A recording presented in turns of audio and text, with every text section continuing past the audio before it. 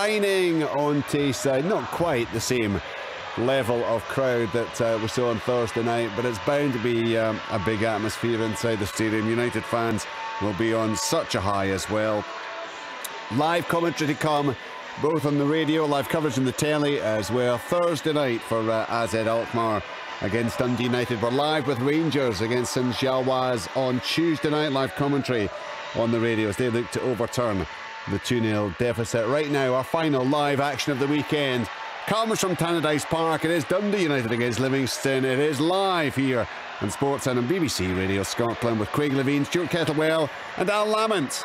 Thanks very much, Richard. As you say, a glorious afternoon here at Tannadice. Welcome to you all. The home fans full of optimism following that terrific win over AZ in the week, and looking to build on the point, which I'm sure they'll feel could well have been 3 on the opening day at Rugby Park. Livingston can still feel pretty good about themselves despite going down to defeat last weekend against Rangers, but they will look to impose themselves more on this game as they search for a first win of the league season. Now the sets of players are gathering around the centre circle, because before we kick off here this afternoon there is going to be a minute's applause inside Tannadice for a former hero, Finn Dossing, who was a Danish striker back in the 60s, played 115 games for the club, scoring 76 goals in 4 years under Jerry Kerr.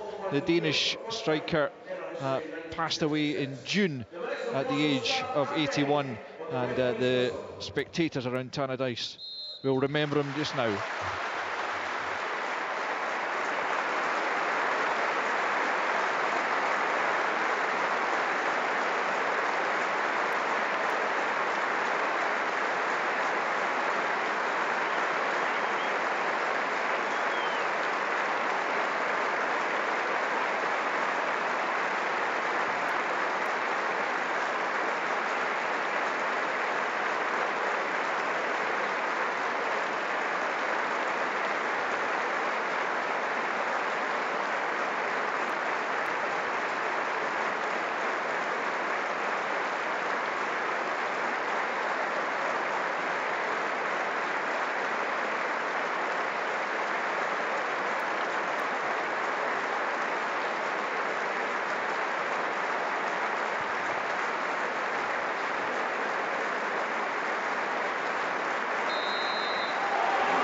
Fitting applause for a former Tannadice hero, and this set of players under Jack Ross made a good start in trying to make themselves heroes themselves under the new manager with that fabulous win, which sets them up for a trip to the Netherlands on Thursday.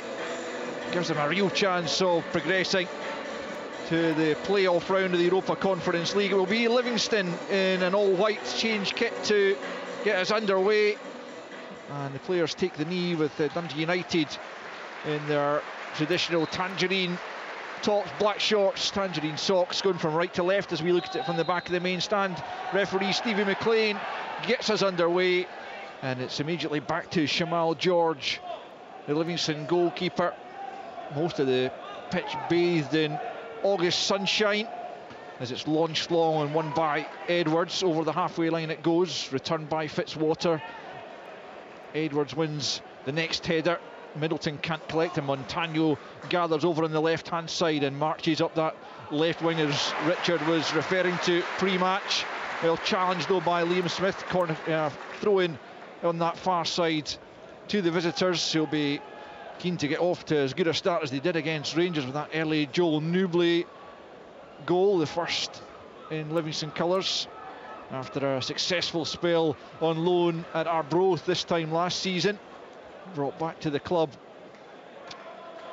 in the January window last campaign, but that's his first goal as Montano picks up on the left hand side. Into the penalty area it goes, but Levitt's there at the near post to send it away. Jason Holt stops it from reaching Stephen Fletcher out on the far side for a United throw just inside their own territory. And well, it's an intriguing game certainly here. Dundee United have made some really interesting signings, but Livingston, Craig, they just always seem to operate at a level beyond which you would naturally expect them to. Yeah, and then they don't have an awful lot of money to spend, but David regularly finds little gems, doesn't he? And they seem to improve year on year, the players that he has.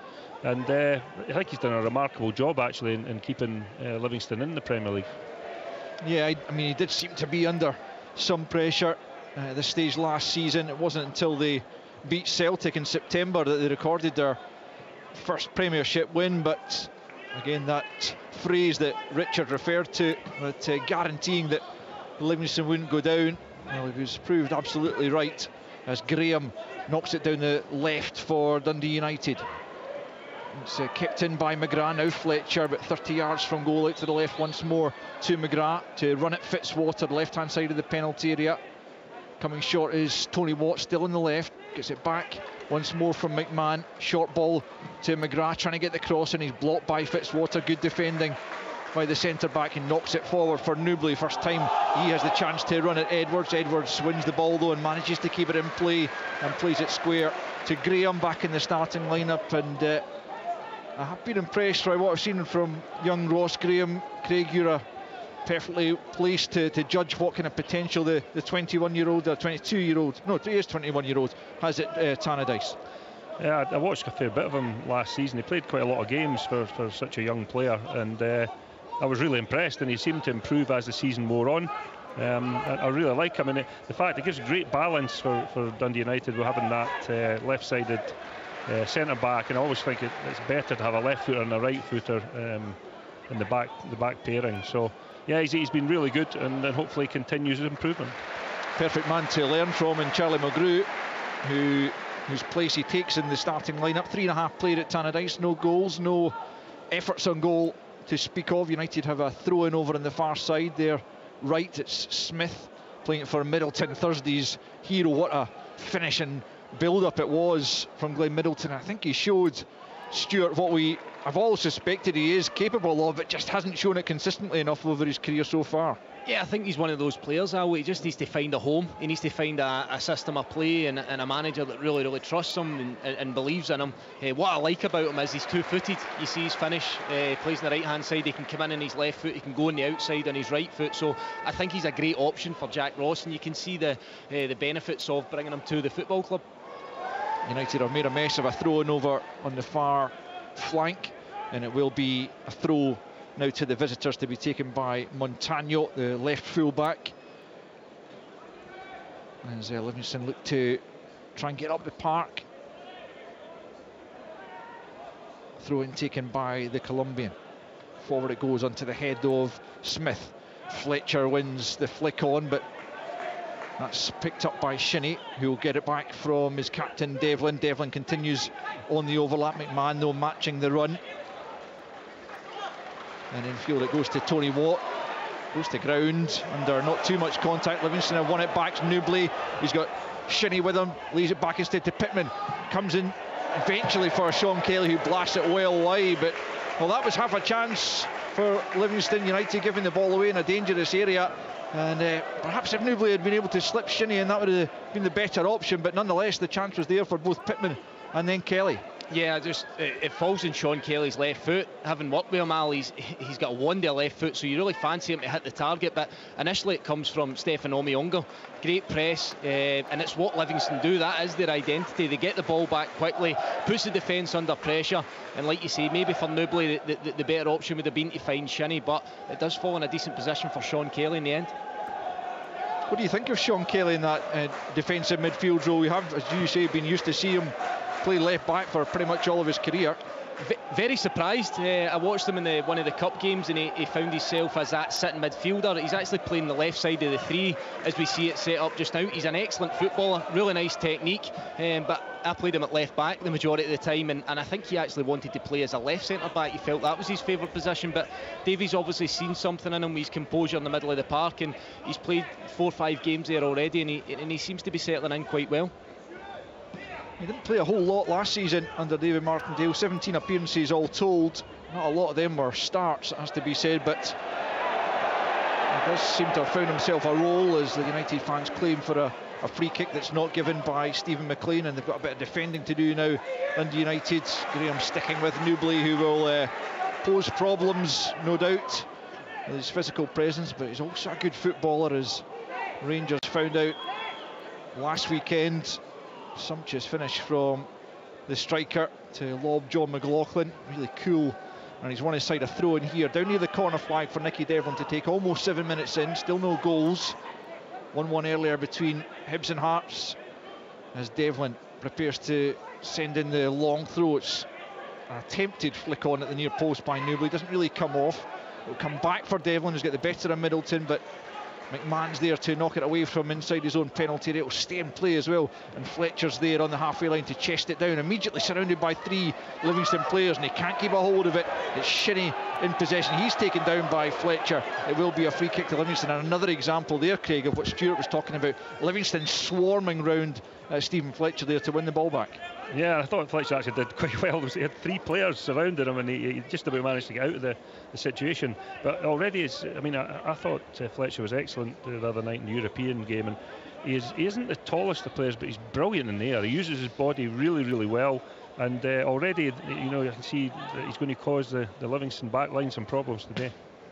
Free kick taken by Shinnie in towards the edge of the penalty area, up high in the air from Fitzwater. Oberlai trying to get on the end of it, overhead kick in the end, well over the top from the Livingston centre back. Acrobatic effort from a defender who does know the way to goal, but on that occasion he couldn't test Mark Birigiti in the goal, and it remains Dundee United 0, Livingston 0.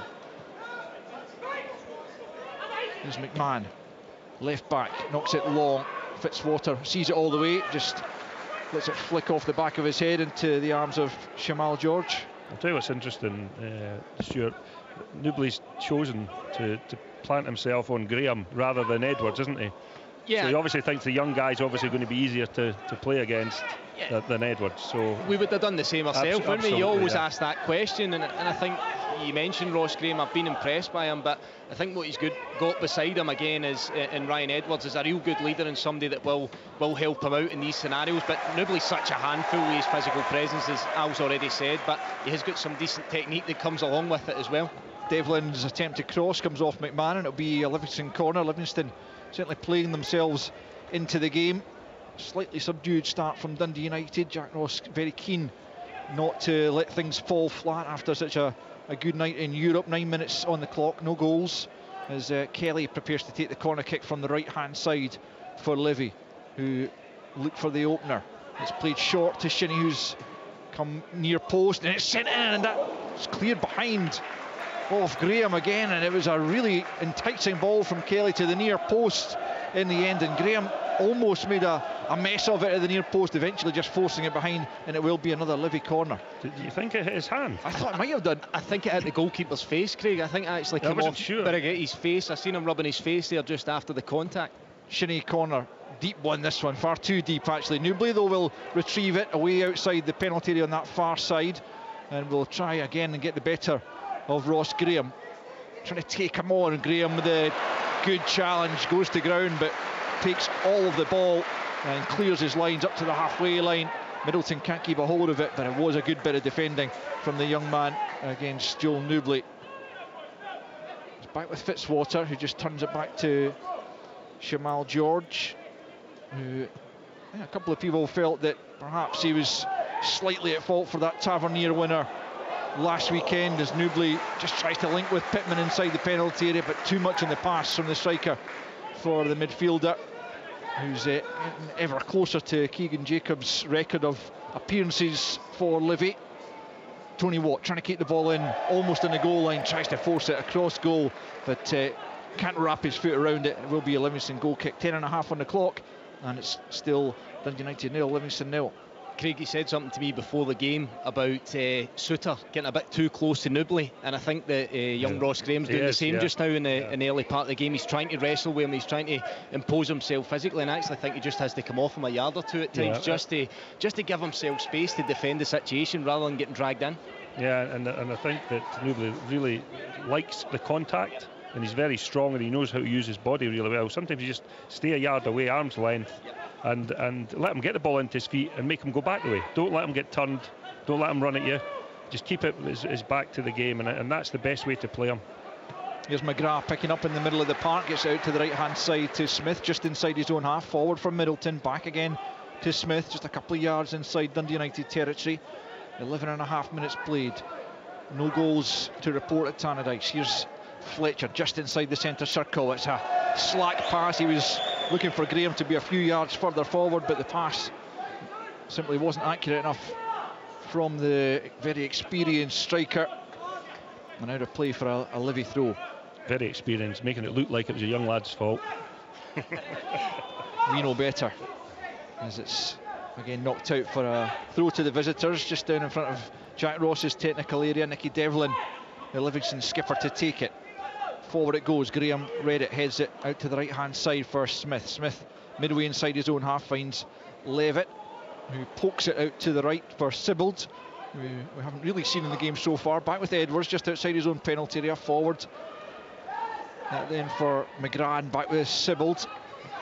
And now Graham on the near side, the United left. McMahon almost hugging the touchline. He plays it back in field to Edwards as United look to stretch the game somewhat. Edwards invited forward onto the halfway line, and now Smith on the right touchline, just a few yards inside the Livy half. Infield it goes to McGrath, back with Smith. United keeping possession, not really coming forward as yet. Livingston generally so well organised. Levitt into the feet of Fletcher, looking to get turned away from Fitzwater. He's done well to keep possession, then he finds Levitt again. Levitt tries to just poke it on, looking for McMahon to continue his run, but he just asked too much of him. Omiyonga matched him all the way, saw it out of play. McMahon probably ended up fouling Omiyonga in the end, but it was going to run out for a goal kick. But United playing the patient game there just didn't quite come off for them in the end. Yeah, I think the difference for them there is that they get Dylan Levitt involved in the game. He's barely touched the ball so far. I thought he was terrific, Craig, on Thursday night. Just dictates the play, controls the pace of the game, and you can see the change in pace when he gets the ball, and he plays different types of passes. Yeah, he plays different types of passes. Yeah, I've been really impressed by him. I watched him at the tail end of last season, and he's improved.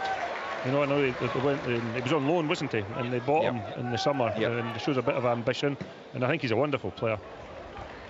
Certainly very talented, lots of potential already, good quality. And as Middleton chases it down the right wing, it's gone out of play, and it will be a Livingston throw-in, indicates Stephen McLean. And well, even Stephen so far, as the scoreline would suggest. No goals, 14 minutes in, no real threat for either goalkeeper to deal with, it has to be said. United will be slightly disappointed that from a winning position at Rugby Park last weekend they couldn't hold on to it. That late injury time, I think it was Ash Taylor volley, some volley it was, to clinch a point for Kilmarnock after Parks had been sent off for a couple of rather silly bookings. And United looking for their first win of the season in the league as are their visitors. It's McMahon in possession. Tony Watt midway inside the Livy half, finds McMahon again on the left hand side. Infield it goes to Sibbald. Sibbald tries to play it back to McMahon. He got the ball trapped under his foot against his former side, but he was fouled by Jason Holt, his former teammate, and it will be a free kick to Dundee United midway inside the Livy half. A chance for Edwards and Graham to trot forward and try and pose a few problems for that Livingston back line. It'll be Dylan Levitt, the Welsh international, to take it. It's left of centre as Shamal George just lines at the one-man wall. It looks very unlikely that Levitt would go for goal from this kind of distance, about 40 yards out. He sends it into the penalty area. It's glanced towards goal by Edwards, but just got a bit too much on it, couldn't direct it on target, and it remains Dundee United 0, Livingston 0. Yeah, could you get a wall with just one man? I don't know if that constitutes a wall. I don't know how many players do constitute a wall. There's got to be more than one, surely. Surely, yeah. What do you call it if it's just one man then? Because you build a wall, don't you? You can't really build it with one man. No, difficult. Okay. Bow to you to superior knowledge. Here is Newbley on the right hand side, looking for options in the box, comes off McMahon, and it will be another Livingston corner on the right hand side.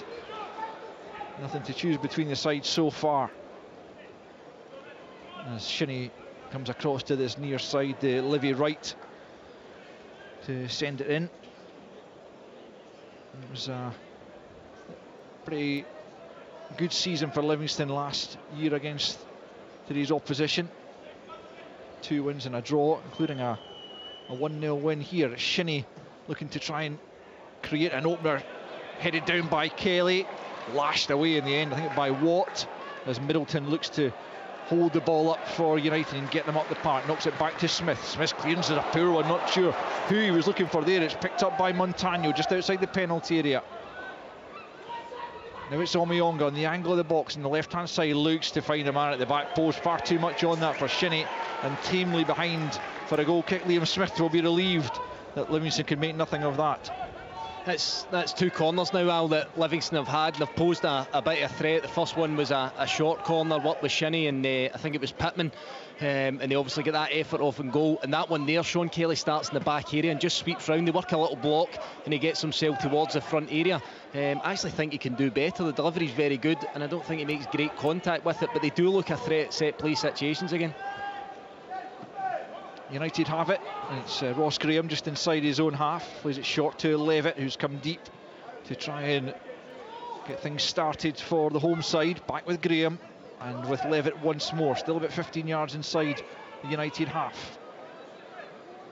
Liam Smith has stepped in field a la Celtic's full-backs, playing in a central role all of a sudden, but he's lost out to Omiyonga on this near side. The Livy right, he tries the diagonal ball for Shinnie, asking a lot of him. Edwards will be there before him. Don't think it's going to trickle out of play though, unless Edwards can hold up Shinnie, although he eventually does, right down at his own corner flag. Shinnie putting good pressure on the United defender, and it will be a throw in to Livingston. 18 minutes on the clock, and I don't know who will be the happier manager. Probably David Martindale at this stage. Dundee United haven't really been able to test Jamal George at all. Yeah, that's amazing that, you know, sitting here on Thursday night and the atmosphere was electric. It really was, and I think because of that, the game appears to be much better.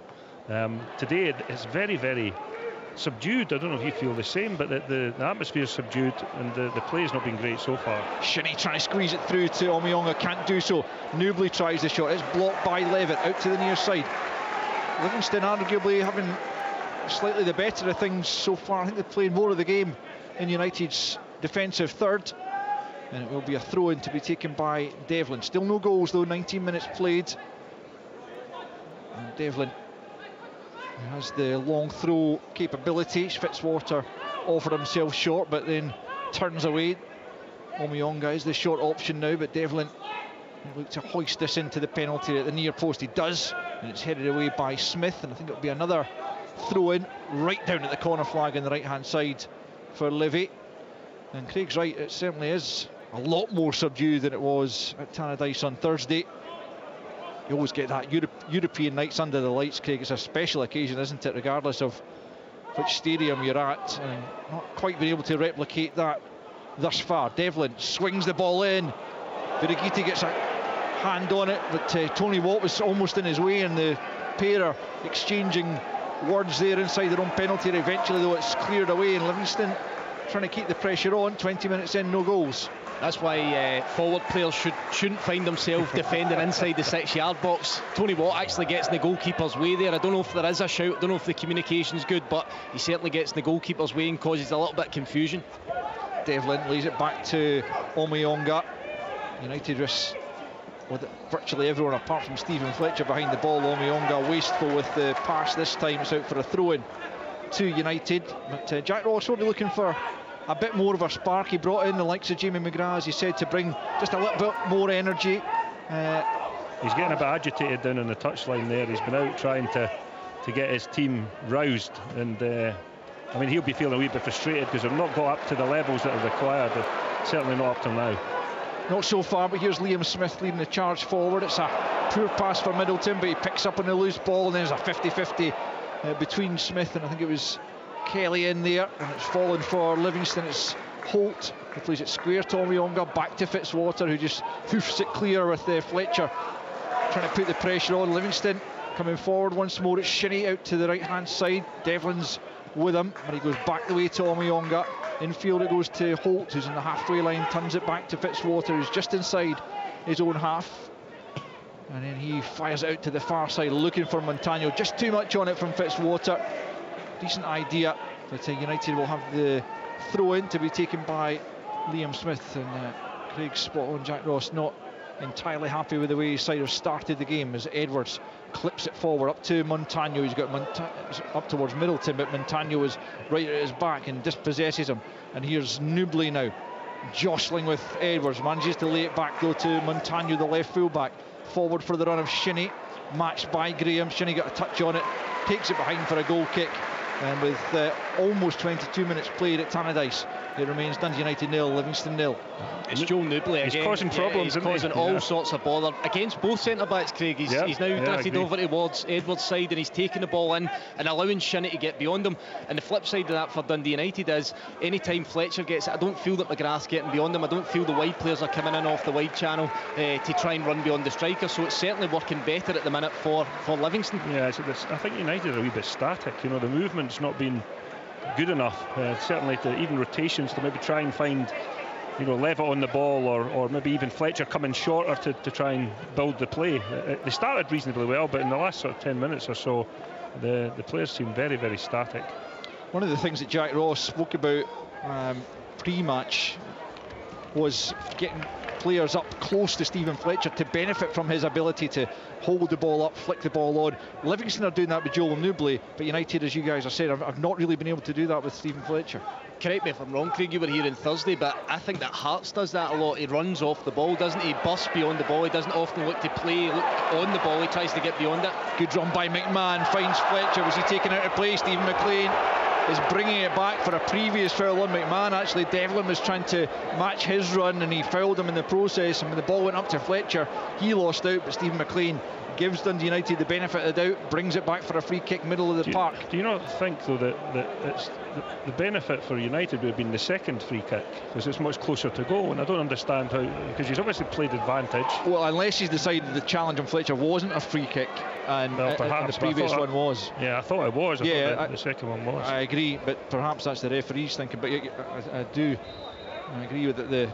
The ball nearer the goal would have been a better position. Levitt plays it short and square for Liam Smith, just changing the angle, knocks it out to the left-hand side for Watt. Watt tries to get it into the penalty, it comes off Devlin. Devlin and Watt battling it out on the United left. Devlin just gets his foot in front of Tony Watt, who fouls him, and it will be a free kick to Livingston, who will be happy with the way they've defended that situation. I'm not sure United made as much as they would have liked of the actual set piece. Yeah, it was good defending by Devlin. I mean, he's very, very tenacious, and also, you know, he put his leg across so that when Tony Watt tried to come back and get the ball, he was going to collide with his leg, and then down he goes and he gets a free kick. So it was good play all round from Devlin.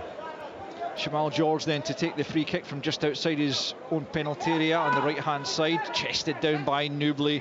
Again, it's good striker play. The ball has crossed the line though for a throw into Dundee United, more or less 10 or 15 yards inside their own half, to be taken by McMahon. 25 minutes almost played, no goals at Tannadice. 1-1 earlier on at Easter Road between the Edinburgh rivals Hibs and Hearts. Hibs pegging Hearts back in the final few seconds of the game, and what a story it was. Martin Boyle coming off the bench, having returned to the club only a few days ago. The paperwork only signed, I think, in the early hours of the morning, and off the bench he came and did what he's so often done, put the ball in the back of the net, and the Hibs fans will be delighted to have him back. Goal is here. Shamal George clears it long up towards Newbley, who wins it ahead of Graham, but ball falls for United. Sivild's almost getting the ball stuck under his feet, but does get the pass away to Smith on the right hand side, and now it's McGrath, who's been quiet in the game so far. As Jack Ross said, he'd not played a lot of football in this calendar year, having made the move down to Wigan from St Mirren.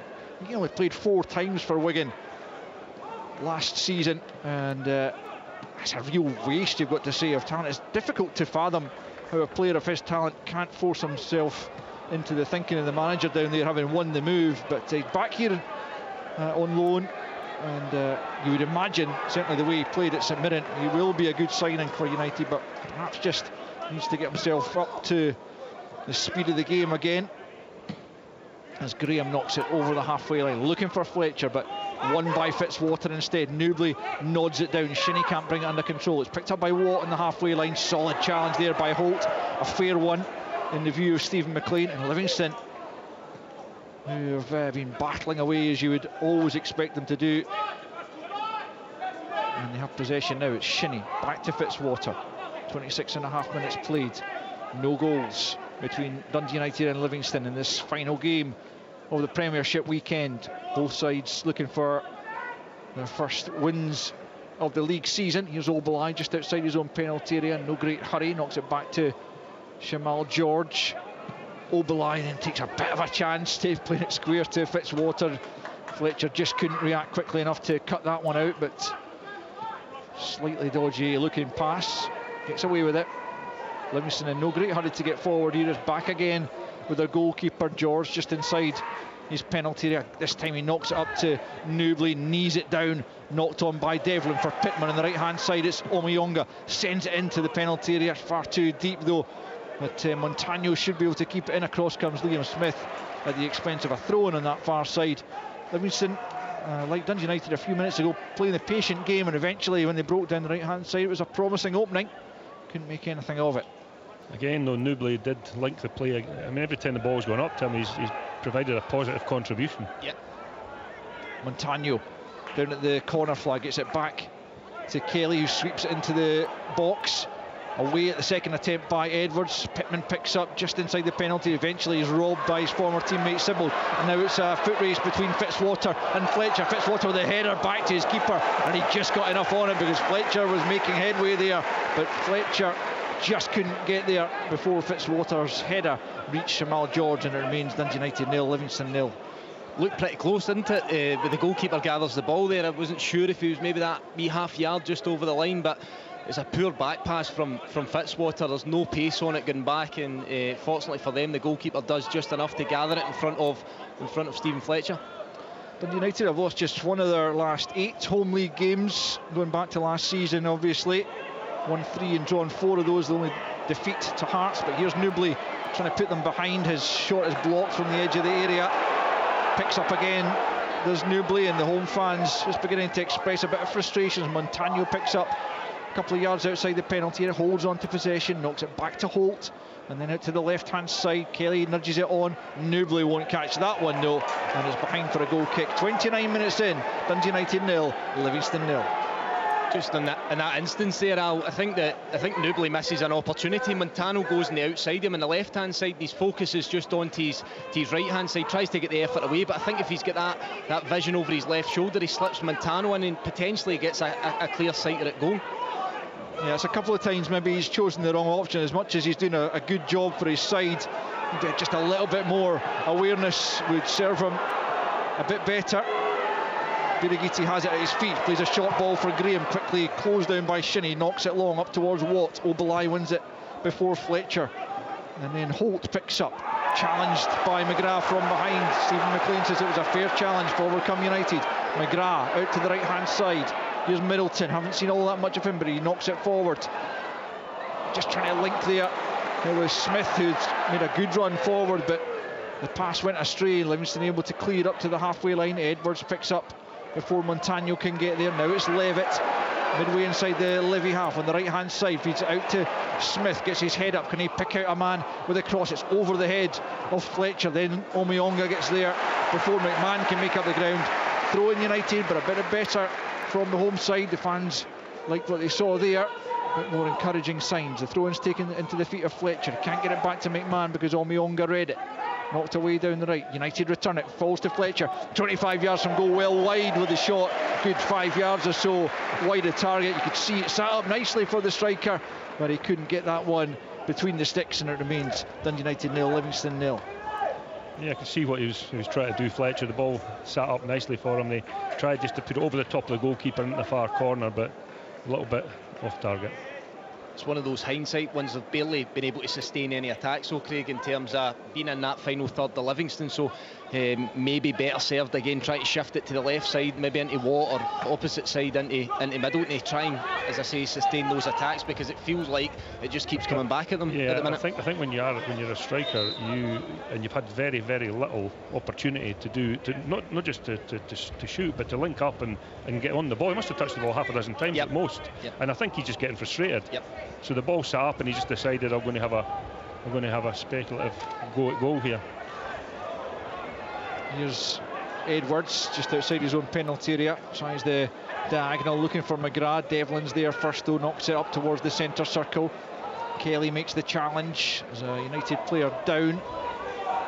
Play continues. Pittman is just pulled back there by Levitt. It'll be a free kick to Livingston, but maybe a bit of attention required for the United player. Didn't quite see who it was that went down, but he's holding his round about his face. I think it's Sybil, yeah. Former Livingston man, yeah. I think he maybe just got a flying arm or something in the face. I think on that as well, Al, I think that Jack Ross's frustration is now shown, because I think he's had a little tweak to the system. It looks like Jamie McGrath has come out to the left-hand side and Tony Watt's now operating a more central position, and I think that his principle in that will be just to try and get closer to the striker. Almost goes a 2, and you might see them in the next few minutes going a little bit more direct to try and get up into those areas. It's Livingston who have the opportunity here though, with the Jason Holt free kick just outside the centre circle, knocks it in towards Kelly at the back post. It's nodded back across goal, but Watt's there, but Montano then collects the clearance. Can't keep a hold of it though. Middleton was back there. His attempted pass to Fletcher's a poor one, and the groans around the stadium as Livingston pick up possession once more. 12 minutes to the break, no goals. The ball's fed into the chest of Newbley, back for Shinnie, out to this near side, the Livy right for Omiyonga, goes back the way to Fitzwater, just inside his own half. Shinnie's come deep to collect possession, plays it back once more to Fitzwater, then into the feet of Kelly. Fletcher trying to close down, but he's on his own there, and it's easy for Livingston to play around him as Obalai gets it to the feet of Holt, who plays a 1-2 with Pittman, then goes back the way to Fitzwater. Fitzwater now for Shinnie, who's out in the touchline on the right hand side. Kelly forward looking for Devlin. McMahon is there first though, knocks it out of play. Livingston throw, goalless at Tannadice, and these sides very well matched in the opening exchanges. Neither keeper's been forced into a meaningful save, it has to be said, as Obalai gets it from his goalkeeper, and then again he's almost caught out with the pass, but he does get it to Fitzwater, but he's lost out, and it's McGrath, as Stuart says, out on the left hand side just for the moment at least. Back to McMahon, but United going back the way, and their fans want them to go in the opposite direction. It's Graham coming up to the halfway line, into the feet of McGrath, goes down under the challenger Devlin. There was enough in that for Stephen McLean to penalise the Livingston skipper. He didn't think so, and he'll need a talking to for a bit of dissent. Stephen McLean just calling him over, and it will be a free kick to United, about 15 yards inside the Livy half, over on the left hand side, to be taken by Levitt, who hasn't been able to impose himself in the game. But what a cracking goal he scored against Kilmarnock last weekend, rifling the ball past Sam Walker. Montano has nicked the ball from Middleton, and he comes forward and links with Newbley, and Livingston committing plenty of players forward. It's Montano once more, he's inside the penalty, tries to get it across goal, but it's gone wide at the near post, and again it's promising build-up, but the final ball has ultimately cost Livingston there, and it remains Dundee United 0, Livingston 0.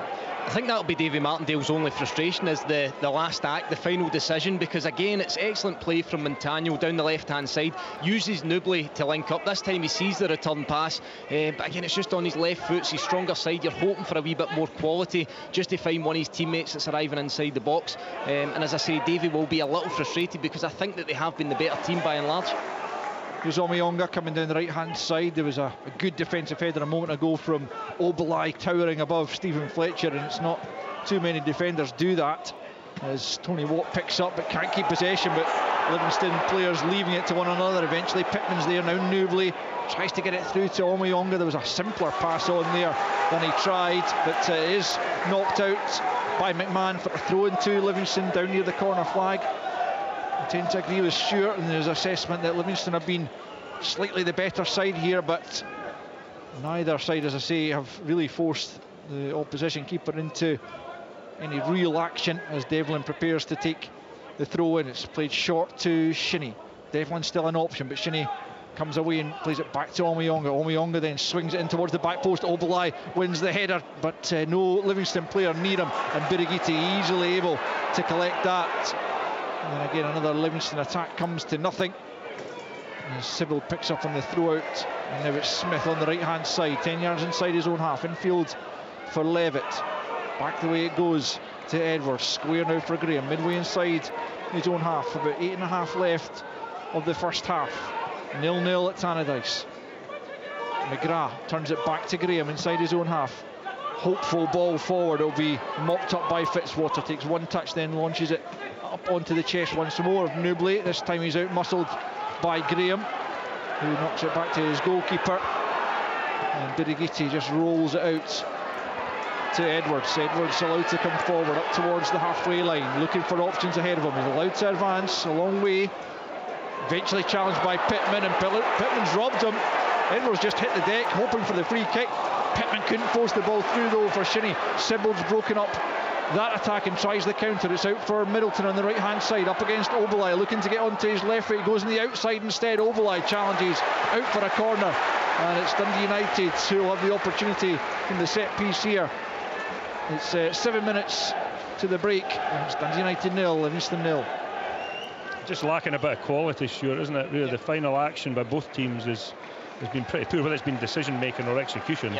I think just in that instance, Craig, you're kind of expecting Middleton to drift in the left foot again, similar to his finish the other night, and he elects to go outside. Oberlai does well and he's defending, but maybe a better decision just to come in the park that time. The free kick, the corner kick on the right hand side from Dylan Levitt. It's back the way to Middleton on the edge of the penalty. Did he use a hand to control that? That's what the Livingston players felt. Instead he gets it back out to Levitt, feeds it into the penalty area, and it's gone out for another corner kick despite the attempted clearance there, I think, by Jason Holt. It did cross the goal line, and it will be another corner kick for Dundee United. 6.5 minutes left of the opening period. Livingston on the defensive for the moment as Levitt goes out to take another corner kick from the United right. Swings it in near post this time. It's well won by Shinnie at the near post and clears his lines well. United have to go back to the halfway line to retrieve possession. Edwards, McMahon doing so, plays it back to Birighitti, and he plays it out short to Sibbald. Now it's Levitt just inside his own half, looking ahead for options. Eventually turns back to Edwards, now square for Graham, about 10 yards inside the United half. Sibbald now square again for Graham, just inside his own territory again. Thinks about playing it out to McMahon, and eventually turns back infield for Edwards. Livingston closing down the angles. Nothing is easy for United just at the moment. It's Graham for Sibbald on the halfway line, closed down by Shinnie. Has to go back the way again. Graham square for Edwards, trying to switch the ball, but Livingston are wise to it. Here's Levitt on the halfway line, plays it back to Edwards once more. Graham takes over again and plays it to his central defensive partner Edwards. Newbley goes to try and close him. Edwards steps forward. Now it's with Smith on the right hand side on the halfway line. Again, there's no forward ball really on. Livingston so well organised at the back, so difficult to play through them. As Graham plays it short for Levitt. Levitt into the feet of Fletcher, looking for options, has to come back the way again to Graham, midway inside his own half. You really have to applaud the defensive work here by Livingston. That's exactly it, Al. That's what they do to you. They frustrate you, they lock on in the middle of the park, and they don't give you a free pass anywhere across the pitch. And at this minute in time, Dundee United becoming very, very frustrated by the look of this game. But for me, it's more so down to Livingston than it is at times the passing from Dundee United. And Livingston eventually winning the ball back, and it's Kelly inside his own half, tries to fire it out to the far side to Montagno. It's a good ball and a good take on the left. Montagno looking for Newbley in the middle, comes off Liam Smith. Livy will have the corner. 4 minutes of the half left. Dundee United 0, Livingston 0. Dundee United didn't defend the previous corners particularly well, did they? So this is maybe an opportunity for Livingston. Fourth place finish last season for Dundee United, despite only having the 7th best home record under Tam Courts, but it was a very good season all told. As they defend this corner from the left hand side, swung in to the edge of the 6-yard box. It's Tony Watt and then Sibbald getting it half clear. Omiyonga will try and help it out to the far side, but Watt's out there quickly to close him down. Omiyonga though wins it back well. And Livingston again half possession. It's Pittman across field to Montano, drives at goal. Sibbald trying to stop him. Still Montano goes into the penalty. Can he get the shot away? He can't. Smith just steps in and knocks it away, but it's promising play from Livingston. Come down the left once more. It's Kelly on that far touchline. Back he goes to Holt. 3 minutes left of the opening period. Dundee United 0, Livingston 0, but Livingston looking the likelier side in this first period. Omiyonga now out to the right for Shinnie. Comes away from McGrath in field. Tries to play the short ball into the feet of Newley, but Sibbald had stepped in front of him and wins the ball back for United. Now it's Levitt back inside the penalty area for Graham, and now Edwards out to the right hand side for Liam Smith. He's looking for Middleton to come short, who wanted to go long, but eventually he comes on the same wavelength as his teammate. Montano fouls Middleton. There will be a free kick to Dundee United, 10 yards inside their own half. A couple of minutes to the break. United 0, Livy 0.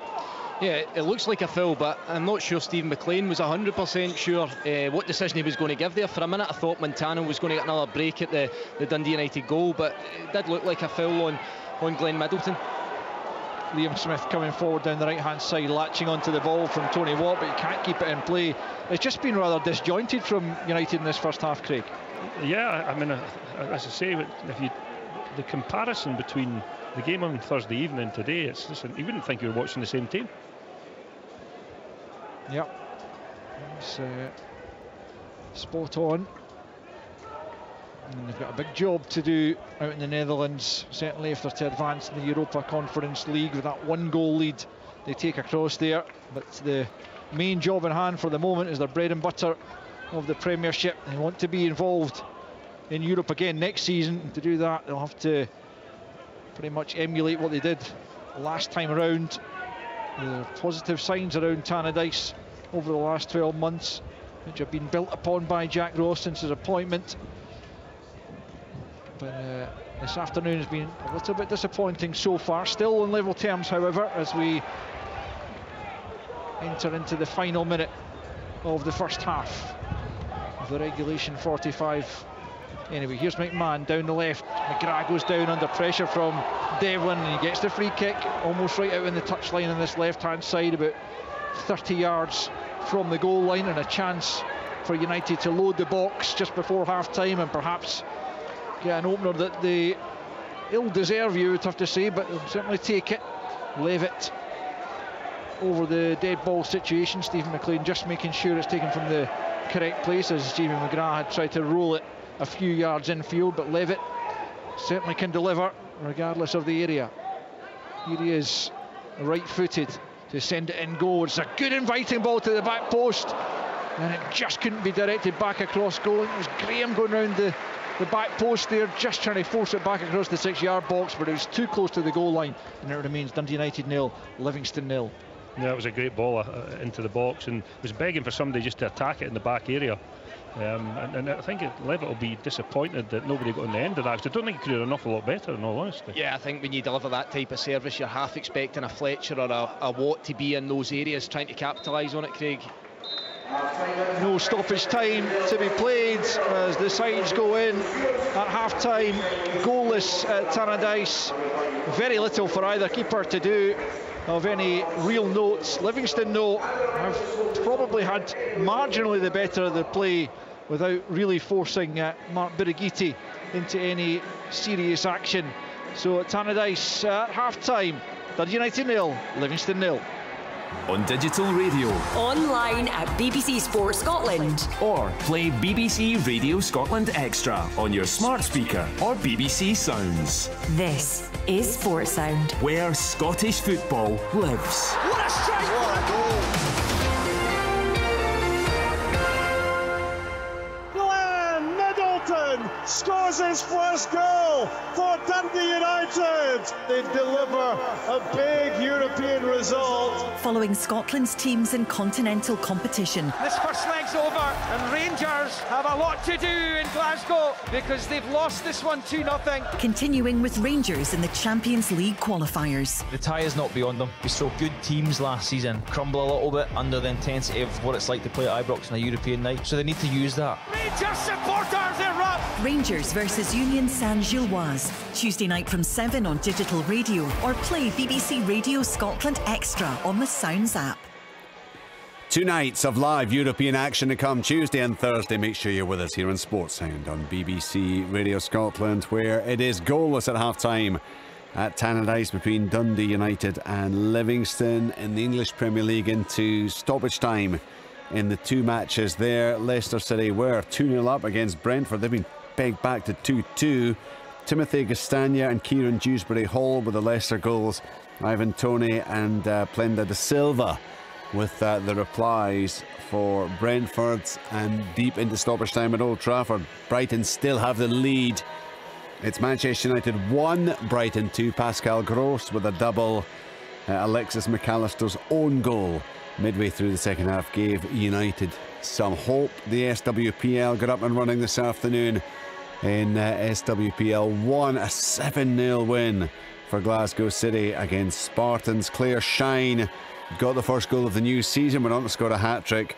Walsh, Davidson, Kozak and Abby Grant all on target. And just approaching half-time in the second of the matches, it's Hearts 0, Partick Thistle 0. Getting underway shortly, Dundee United against Motherwell, Hamilton against Aberdeen, Rangers against Glasgow Women. That can be streamed online at the BBC Sports Scotland website, at the iPlayer. And Celtic against Hibernian is live on BBC Alapa, starting at 4:10. Rangers, of course, the champions. And we'll be looking at the very least to emulate what Glasgow City have done against Spartans. Celtic Hibernian, big game as well, when you think about the potential for the top of the table. So we'll keep an eye on those as we're still, or whilst we're still on air this afternoon and just dipping into the evening. We'll get further thoughts from Stuart Kettlewell and Craig Levine, but we'll give them a few moments to dwell on the opening 45 and see if they can come up with any highlights for us. In fact, let's be honest, if we were to spend the 15 minutes of a half-time interval discussing the first half, Craig, even we might run out of things to talk about. It wasn't just goalless, it's absolutely joyless as well. I cannot begin. I mean, I watched the game, listened in on Thursday night. I mean, the atmosphere, it just crackled. I felt so enlivened and so excited. And I'll be honest, it's a struggle staying awake, despite how much I love listening to you and Stuart and Al. We'll not take that one to heart, Richard, will we? But I mean, you must be struggling as well at times. It's been a poor watch. In saying that, I like to give a little bit of credit to Livingston just by how they've set their stall out. I think that they really haven't given Dundee United's midfield a chance to breathe and the opportunity to try and play forward. And with memory, Richard, I think Dylan Levitt's had one chance to play into the striker, which he did effectively, but other than that, it's lacked quality, and even from some decent play from Livingston, they've not had that end product. They've not had a final pass, they've not had a final cross, and as Al's already said in commentary, there's been very little, if not nothing, for the goalkeepers to do at either end. Yeah, and that's about sums it up. I think we've just that do us? I think we've just about squeezed all we can out of that one. So I'm gonna talk about the Edinburgh Derby. There was much more to talk about in that one. It was Heart of Midlothian who went in front in the first half. It was a really, really well worked move. Barry Mackay spinning after the layoff and cutting inside, chipping the ball in. Shanklin with a run. Look, he clearly controls it with his arm. Your interpretation is then down to whether the part of his arm he controlled it with was above or below the bottom of the armpit, because that is apparently how, well, apparently, I know, that is how you determine whether it's an arm or not. It's not good enough these days just to go hit his arm. It has to be a specific part of his arm apparently, and the upper part of the arm Anything above the bottom of the armpit is not handball. So there were contrasting views as to whether that goal should have stood or not. Richard, now that we've got that information, could you tell me then if it hit him below the bottom part of his armpit? As far as I'm concerned, it hit him below the bottom part of his armpit, but there are those who feel that perhaps it didn't. I mean, for me, it's pretty clear cut. There is one very good replay actually that you do see. You see exactly where it hits, and then you go, right, well, sorry, where that's it. I must say, producer Carmack kind of agrees with me. Not Michael Stewart didn't. It comes as a surprise to hear that Mikey didn't agree with me. So look, folk can make their own mind up when they see the highlights. For me, it was handball. But having said that, I cannot begin to. I mean, how tough that would have been for the assistant, for the referee, for anyone to actually see it in at full speed and under the circumstances. I don't think it's the kind of one that any blame in any way should be attributed to the officials. It would have been so tough to see. It's only when you start to look at the 5th or 6th replay that you get a clear indication. Anyway, 1-0 it was, and then an equally well taken goal. Brilliant build-up play and actually link-up play when you think they've only just met essentially. Eli Yuan and Martin Boyle back at the club. They got the paperwork done. He was on the bench. He came on for the closing, what was it, 27 minutes or thereabouts. Last part of the game anyway. I don't know quite what I've done with him. I'm looking at my team there. Anyway, he did come on for the closing stages. He got the goal and, of course, setting the Hibernian fans into absolute raptures. So let's hear from the man who was back at Easter Road and who scored the goal. Martin, welcome back. What an introduction again to Scottish football. Tell us how you feel, first of all, after that dramatic late equaliser. Not really sure, to be honest with you. Up there, one of the best feelings, obviously the reception for the game, warming up, coming on, but that was obviously the icing on the cake, and obviously I'm really delighted to help the squad in a well-deserved point. You've not played since the huge game for Australia against Peru. I think that was back in June. 28th of June was my last game. Haven't done a pre-season or anything, so like I said before, sports science is out the window. I'll see you at Livy. But no, look, I was speaking to the manager a lot. I've been doing a lot myself just to get obviously the transfer over the line. I've been looking after my body, and obviously I got the call last night saying I was eligible to play and asked if I fancied it, and obviously it was a no-brainer. And like I said, delighted to make an impact, and hopefully I can get fitter, stronger, and kick on. The manager told us pre-match if you got 10-15 minutes that would have been fine. You got half an hour.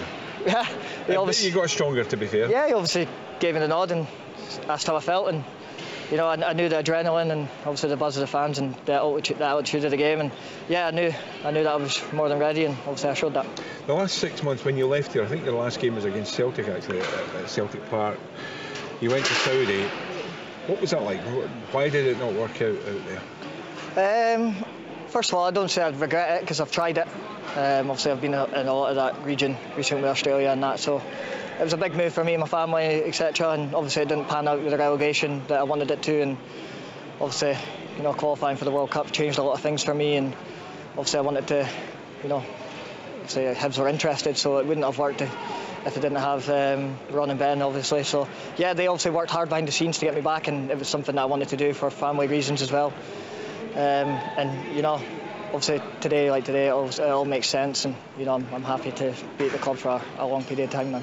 The importance of the World Cup in Qatar, was it important for you, do you feel, to be back playing regular football at a good level week in, week out? Yeah, I think that was the most important thing, a good level, competitive, and somewhere that I feel like I'm really adored, and that's obviously it's a special feeling to me, and thankfully I managed to give that back today, and yeah, long may it continue. Club's changed a wee bit, and even in the last 6 months, hasn't it? A new manager in the door as well. What has Lee told you? And he was hugely excited to get you in. What has he told you about what he wants you to achieve in the next 3 years or so here? I think first and foremost to get fitter to start with, and obviously just the style of the way he plays, and I'll fit into the team, and obviously he likes to play attacking football, and no brainer, I like to get the ball and do what I do best and just run at people and cause havoc, which is good for me, and obviously it's a manager that puts in trust. Like I say, they've worked all hard to get me back, and thankfully I've managed to repay them today. You've been part of successful teams here at Easter Road. Can you see the early stages of something a little bit special here again? Of course you can. The group of players, it's always been a great group of lads. I've been here for 7 years and obviously I'm back now, and it's not really changed. Came in, the lads have been great today, good character and stuff like that, and obviously I'll get to know them more when I'm back on the training pitch. But yeah, it's obviously a bit early for that. Second game of the season, good point today, but now we need to knuckle down and work even harder to achieve what we want to achieve. Full week's training and then it's Livingston. Yeah, I might have to speak to manager and just show up at Livy, so that would be some laugh. But no, obviously I'll recover tomorrow and then I'll look to kickstart a full-time football again. Good to see you back, man. Thank you very much. Thank you. Thank you. Well, the Hibernian fans will certainly be thinking that. It's remarkable. He'd retweeted a tweet that he put out at the time when he left back in February, which said something along the lines of, I think, it's not goodbye, I'll see you soon. Or it's kind of almost like he knew this was what was going to be happening, that it was, as Brian described it earlier, a kind of short-term loan that's made Hibs a fortune. Probably made Martin Boyle a bit of money as well. I mean, it's just a remarkable piece of business, Stuart, all round, and inevitable that Martin would come back and, well, just as he said, he's adored by the fans to smash home the equaliser in front of them. Yeah, not just for today. I think moving forward, Richard, I think it's a bit of a game changer in terms of the signing. You rightly mentioned the financial benefits probably to Martin, but also to Hibs. And moving forward now, what they have is a player that we know is established at this level, that can score goals, that can create chances. The biggest part for me, I always felt anytime I managed a team against them was just that blistering pace. It does, I've spoke about it I think to you in the past. Yeah. It determines where you set your team up, but it can alter your tactics, and I think that it's just a brilliant piece of business. Yes, he's come up trumps today. We know he's not entirely, he's got through that game today through adrenaline. He's not fit, he's not done a pre-season, but I think it's safe to say moving forward, when they get him fully up to speed, he'll be a mainstay, he'll be a fixture in that team, and I've got absolutely no doubts he can move towards double figures in goals for Hibernian.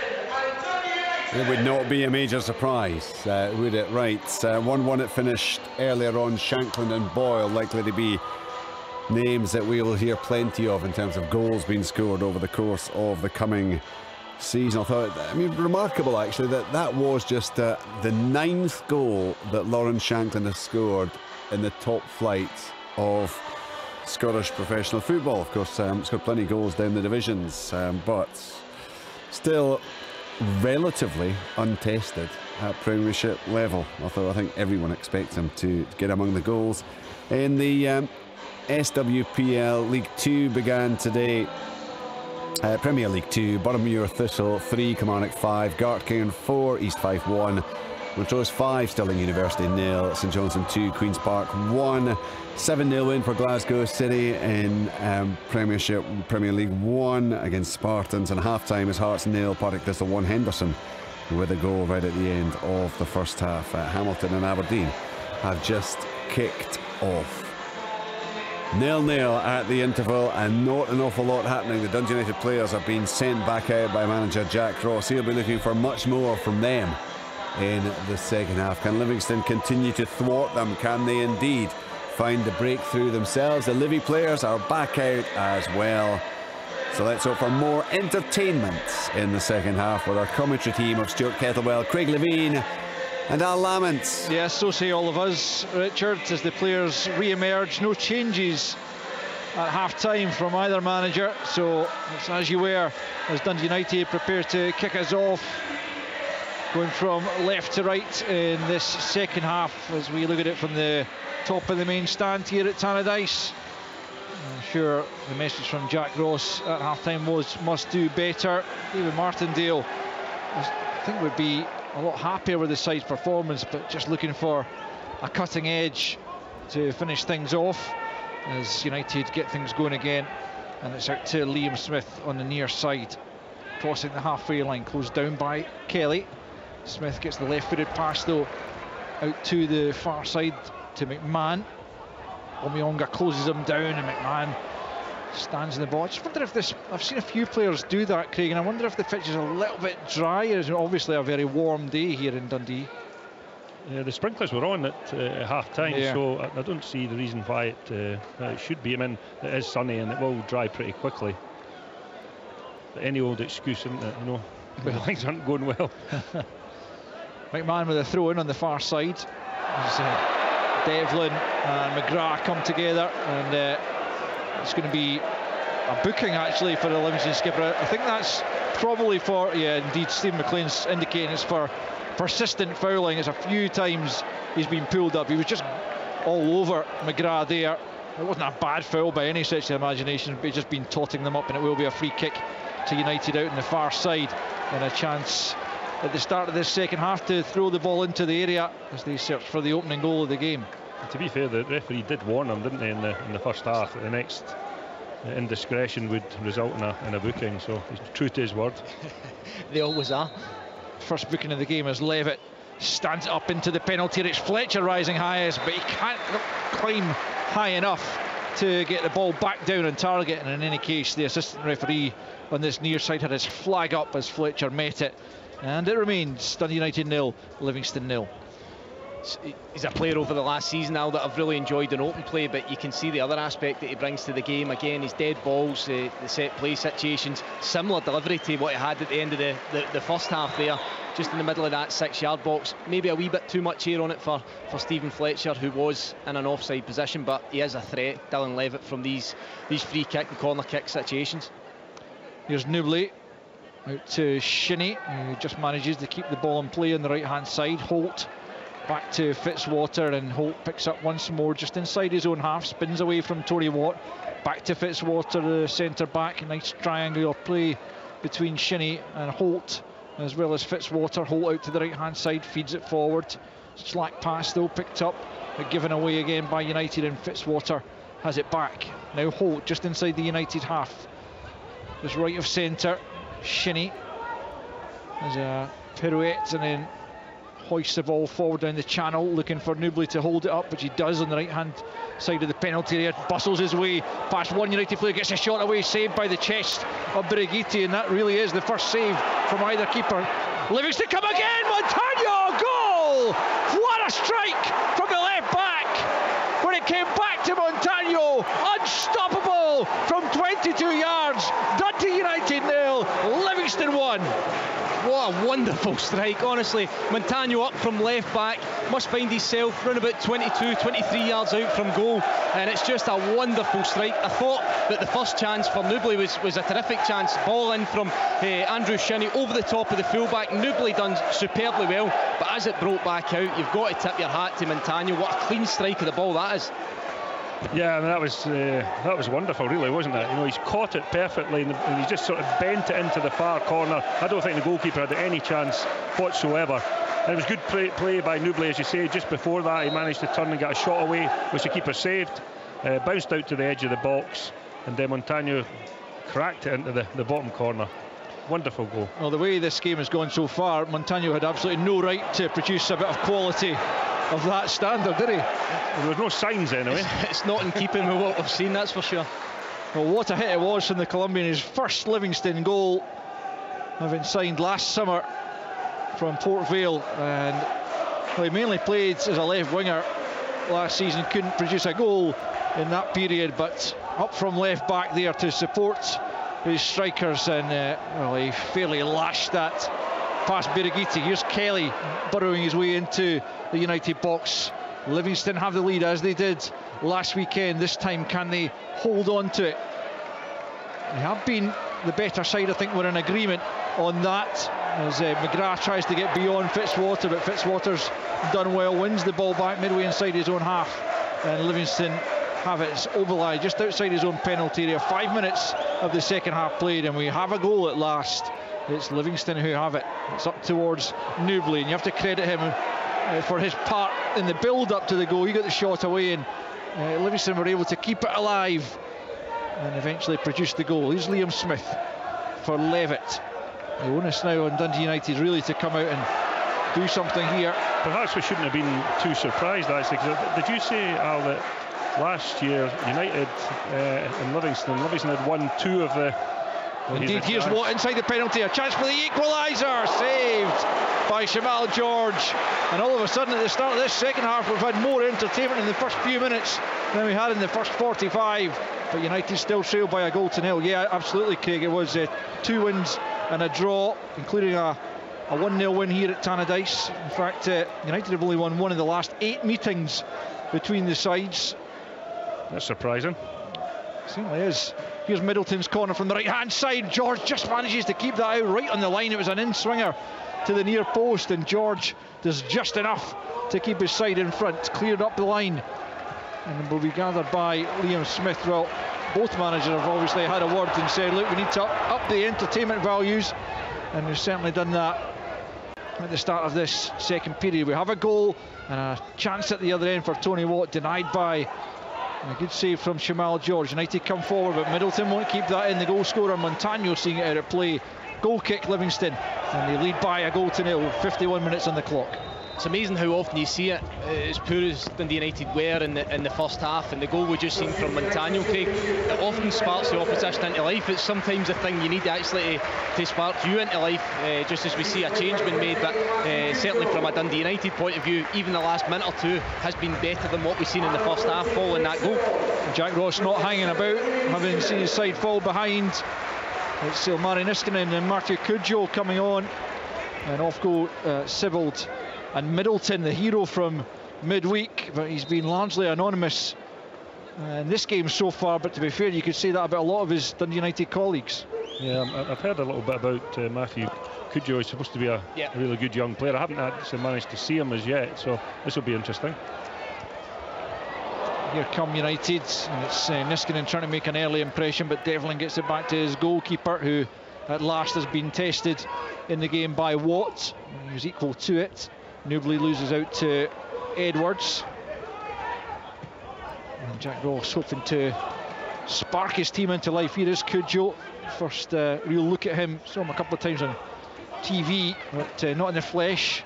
18-year-old playing on the right wing, pretty much exactly where Glenn Middleton was playing it. As you say, big things expected of him. He was trained at Bayern Munich prior to being signed here last November. Just a couple of appearances towards the tail end of last season. Started against Rangers, but certainly a young talent that United are keen to develop. He was actually linked with Brighton just recently. I think Jack Ross was quick to dismiss that, hoping to keep him here, as Niskanen tries to make an impact also on the other flank. Forward come Livingston though, and it's led by Jason Holt. Early ball in, Newbley with a chance. First touch wasn't good enough, and Edwards able to clear. That was a big chance for Livingston second, but Newbley, his touch deserted him inside the penalty area, and Edwards clears to safety. His touch has been sound all day. I mean, any time the ball's come up to him, he's held it in, he's protected the ball well, laid it off.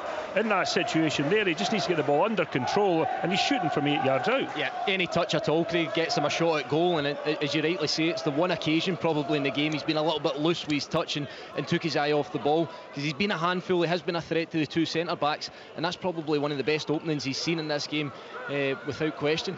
It was a wonderful pass as well, wasn't it, from Jason Holt? Yeah, very incisive, splitting the defence open, but Newbley unable to take advantage. Here is Cudjoe, good spot in the middle of the park, finds McGrath. McGrath fires out to the far side. Niskanen in a bit of room. His first touch is not good enough, and it goes out for a throw-in. He was in a really good position there, but the Dundee United opportunity vanishes with the Finns' poor touch. Surely that's a left foot take, isn't it? You know, when the ball's coming over, lad, to catch on the outside of your right foot is much more difficult than the instep of his left. I think it's interesting as well, when Niskanen and Cudjoe have come on, it's a right footer on the left hand side and a left footer on the right hand side, and now they're playing with two strikers. They're playing with Watt and Fletcher right up the middle of the park. Sometimes I think you'd be better on your natural side so that you can get crosses into the box, because I think the purpose of the two strikers is obviously to get more balls into the box. Yeah, absolutely. Livingston throw on the far side, 55 minutes played. Livingston lead by a goal to nil. Shinnie over on the far side, the Livingston right.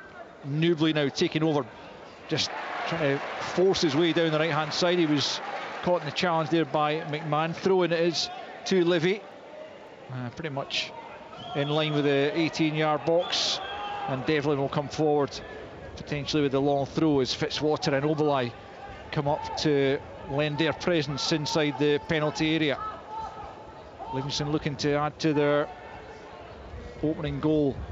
Devlin with the long throw in towards that near post. It's over Newbley. It's Graham that heads it out of the penalty area. Omiyonga will contest that one with McGrath. It breaks for Devlin on the right hand side.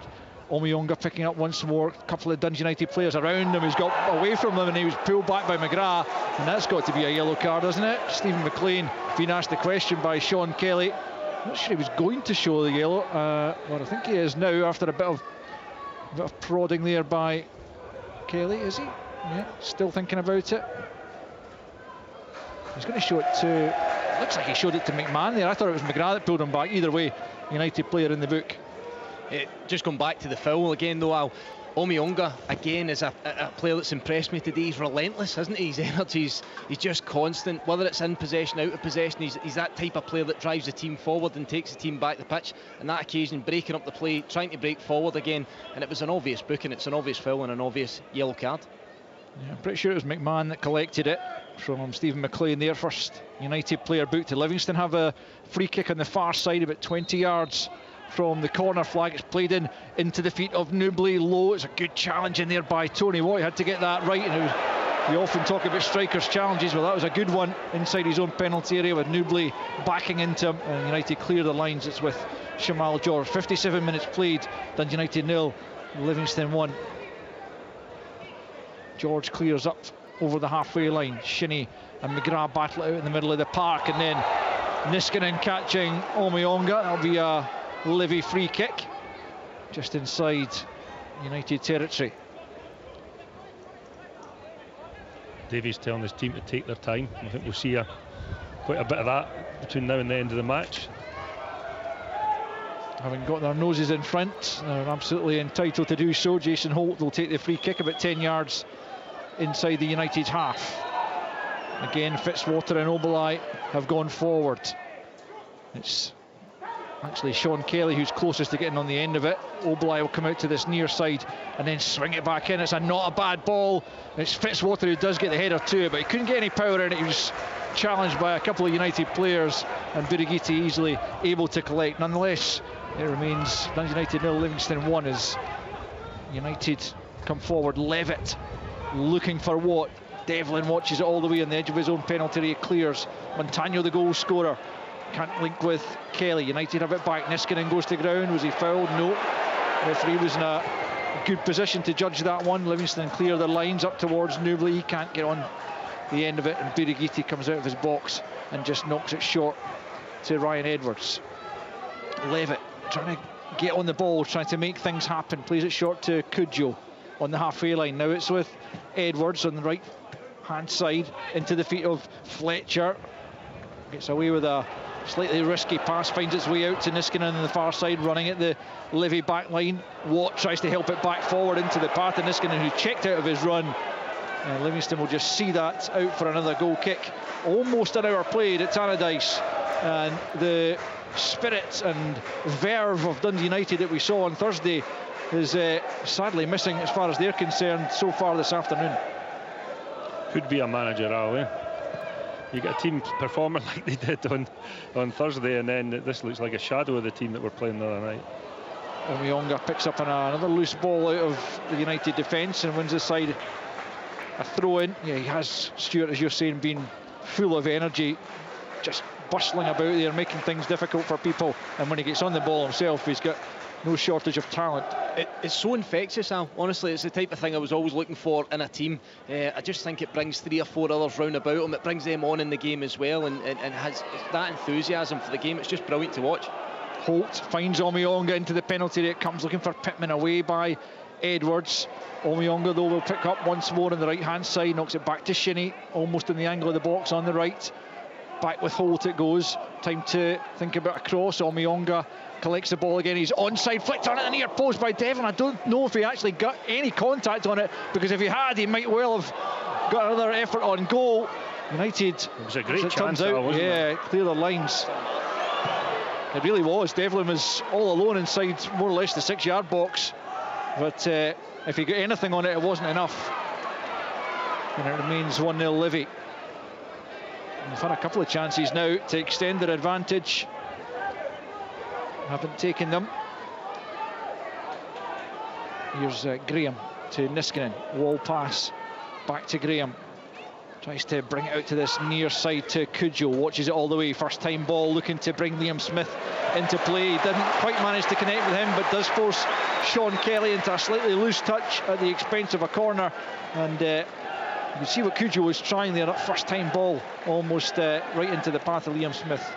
He looks technically really good, doesn't he? Yeah, I think he's the type of player that will get the supporters off their seat. I think when he gets the ball, he's the type of lad that wants to run at you, wants to try and dribble and carry the ball. He looks as if he carries a decent threat. Levitt's corner, in it comes. Skims off the head of Graham and all the way out to the far side to McMahon. Now it's Watt, swings it back into the penalty area. Overlie there before Edwards, but Edwards turns and that's not too far away. It must have taken a deflection on its way through. Overlie claiming he was pushed by Edwards as the United defender won the ball, but Edwards won it cleanly, says Stephen McLean. Spins and gets the shot deflected wide. Corner quickly taken. Cudjoe sends it in. Edwards climbs again. Fletcher saved by George as United press for an equaliser, but it remains United 0, Livy 1. So even more like it from United, though. A bit more intent in that penalty box with these balls coming in early. And there's a couple of occasions there that things had just fallen the right way. Fletcher actually was really unlucky. It's almost an overhead kick, wasn't it? Yep. And but the goalkeeper was just at the spot where he's put it. It's Edwards as well, Craig. He's good in these situations. He popped up with a few goals, didn't he, last season? Does well in the first occasion. He out-muscles Overlie for me. I can see the big centre-backs going down. He's getting a wee bit of treatment just now, but I thought it was fair from Edwards. I thought he just out-muscled him, and the second occasion, again, he gets above him and just nods it down towards Fletcher. So he is a threat in those types of situations. But the quality of the crosses and just in this last couple of minutes, those 2 or 3 that have gone in, been much better than it was in the first half. But I think the pace that they do it as well, there's no consideration. I think the first thought is to get deliveries into the box with the 2 strikers, whereas in the first half and even the early period of the second half, they were a bit delayed in their actions to get into the final third. I agree with that. The boos ringing around Tannadice are for Ayo Overlie, who, as Stuart said, went down initially looking for a bit of treatment. Then, as the physio came on, got to his feet and decided he didn't need any. A bit of time wasting and gamesmanship perhaps from the defender. Eventually, Stephen McLean forced him to actually go off with the physio, but he is back on now, and it is Livingston who lead by a 1-0 with 63 minutes on the clock. But United putting a bit more pressure on Livingston now. Edwards and Fletcher, though, just missing out with opportunities a couple of minutes ago. United have possession inside their own penalty area. Forward it comes from Smith to Cudjoe, back the way to the full-back. Kelly allows Smith time to play it to Cudjoe once more, and now it's down the right channel for Tony Watt. Back comes Montano. Watt plays it off Montano, who holds his hamstring, which is slightly worrying perhaps for David Martindale down there on the touchline, but Montano looks okay. The throw-in's taken. Cudjoe back to Smith. Watt for Levitt, and on to the halfway line it goes to Edwards. Square for Graham.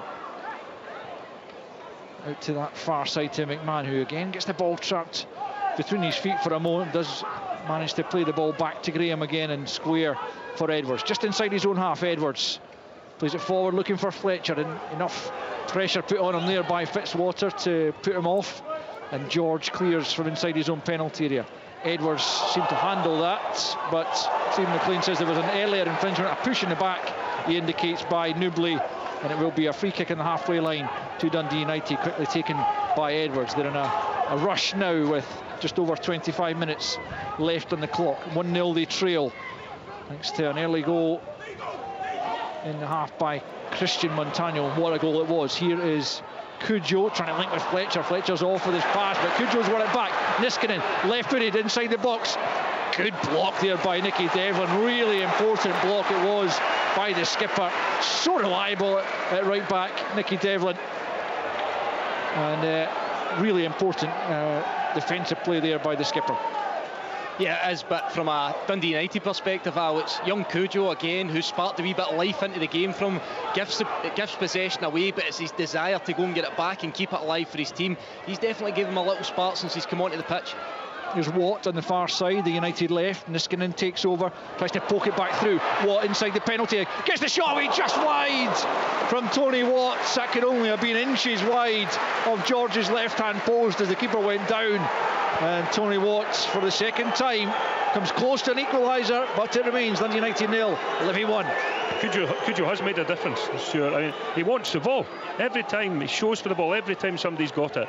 And you know, sometimes when you're a defender and you look up and all he sees numbers, you know, and he's always shown and always looking for it, and he's made a big difference already.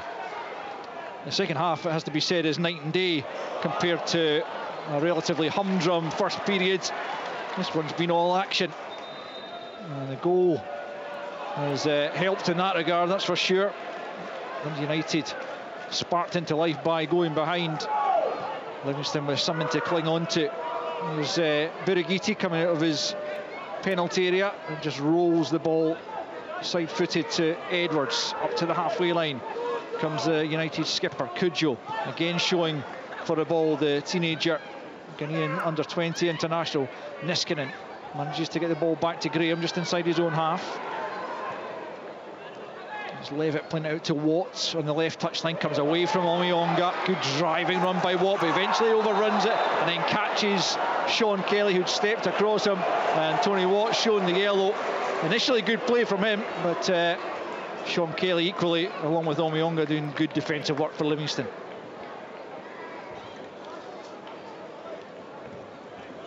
Yeah, again, it's Omiyonga recovers the situation. Tony Watt, a little bit of frustration in there, potentially giving away that foul. But again, I'm just trying to see how it develops here. I'm just having a look at it off the ball. It's the different positions that young Cudjoe's taken up as well. He's a wee spell of taking the ball out in the touchline, and just for a wee minute spell there, he's drifting in, and it's causing Sean Kelly and Christian Montano a real problem. They don't know who should be picking him up, and that little twist from Jack Ross has caused a bit of confusion in the Livingston ranks. Midway point of the second half as it appears to come off Graham's arm from Edwards' header, but play continues, and it's Cudjoe picking up once more, crossing the halfway line on this right-hand side, skips away from Sean Kelly towards the edge of the penalty. He comes, tries to get round Montano. Stephen McLean shakes his head as a United fan certainly wanted a free kick, so too did Cudjoe. Not sure there was enough in that. I think the referee got that one right. Your thoughts, lads? Yeah, I don't think that was a free kick.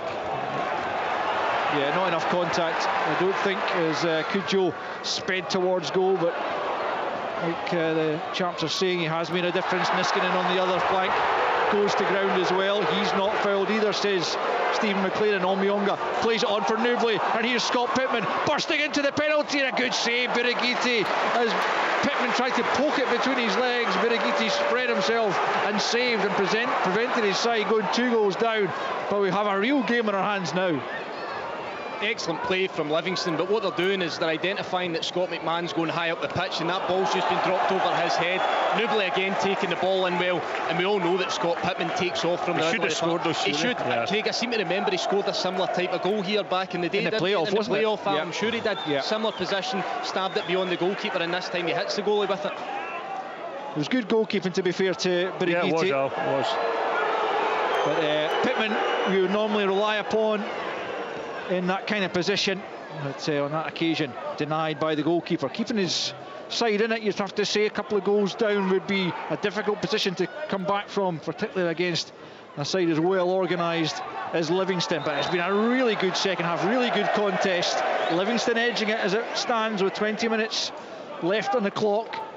1-0 they lead thanks to Christian Montano's goal 4 minutes into this second period, which has been high octane compared to the first half, certainly. Birighitti has it just outside his penalty area. Knocked forward by Edwards. Cudjoe harried and hassled by Montano all the way back inside the United half, where he does get the pass away, Cudjoe, to Graham. Back in field it goes to Levitt. Levitt just more or less on the centre spot. Again it's Cudjoe who picks up possession in a central area this time. Niskanen gets turned in the left channel. Forward for McMahon. McMahon up against Omiyonga just outside the penalty area. On the right foot plays a short ball into Fletcher. Fletcher slips it through. It's McGrath back across goal, and it's cut out by Pittman. and it will be gathered by George, and another United half chance comes to nothing. Dundee United 0, Livingston 1. It's a really well worked situation, a good combination, obviously finding himself in an excellent position, but the bit that's jumping out at me, Craig, I thought that Tony Watt should have bust his backside to get in at the back post area and give them an easier opportunity. It's almost a tap in if he can get in at that back post area. But it's the first we've seen of McGrath in the whole game, really, isn't it? Yeah, he gets into a great position, and we know he's got quality to find that end product as well. He's been very quiet today. In fact, United have been very quiet today. The second half has been much better. But we've got a contest now for sure. Yeah, it's a good watch this second period. Catch the highlights tonight on BBC Scotland, 7:15 on the BBC Scotland channel, repeated at 11:30 on BBC One, and on iPlayer of course all week, as Shinnie prepares to take a free kick just inside the United half, in towards the edge of the penalty. Oblai nods it down. The free kick has already been given as Nubly looked to latch onto it. I think it was Oblai perhaps penalised in there for a bit of pushing, of grappling. United have the free kick, and it's quickly taken. It's Edwards into the feet now of McGrath for Levitt.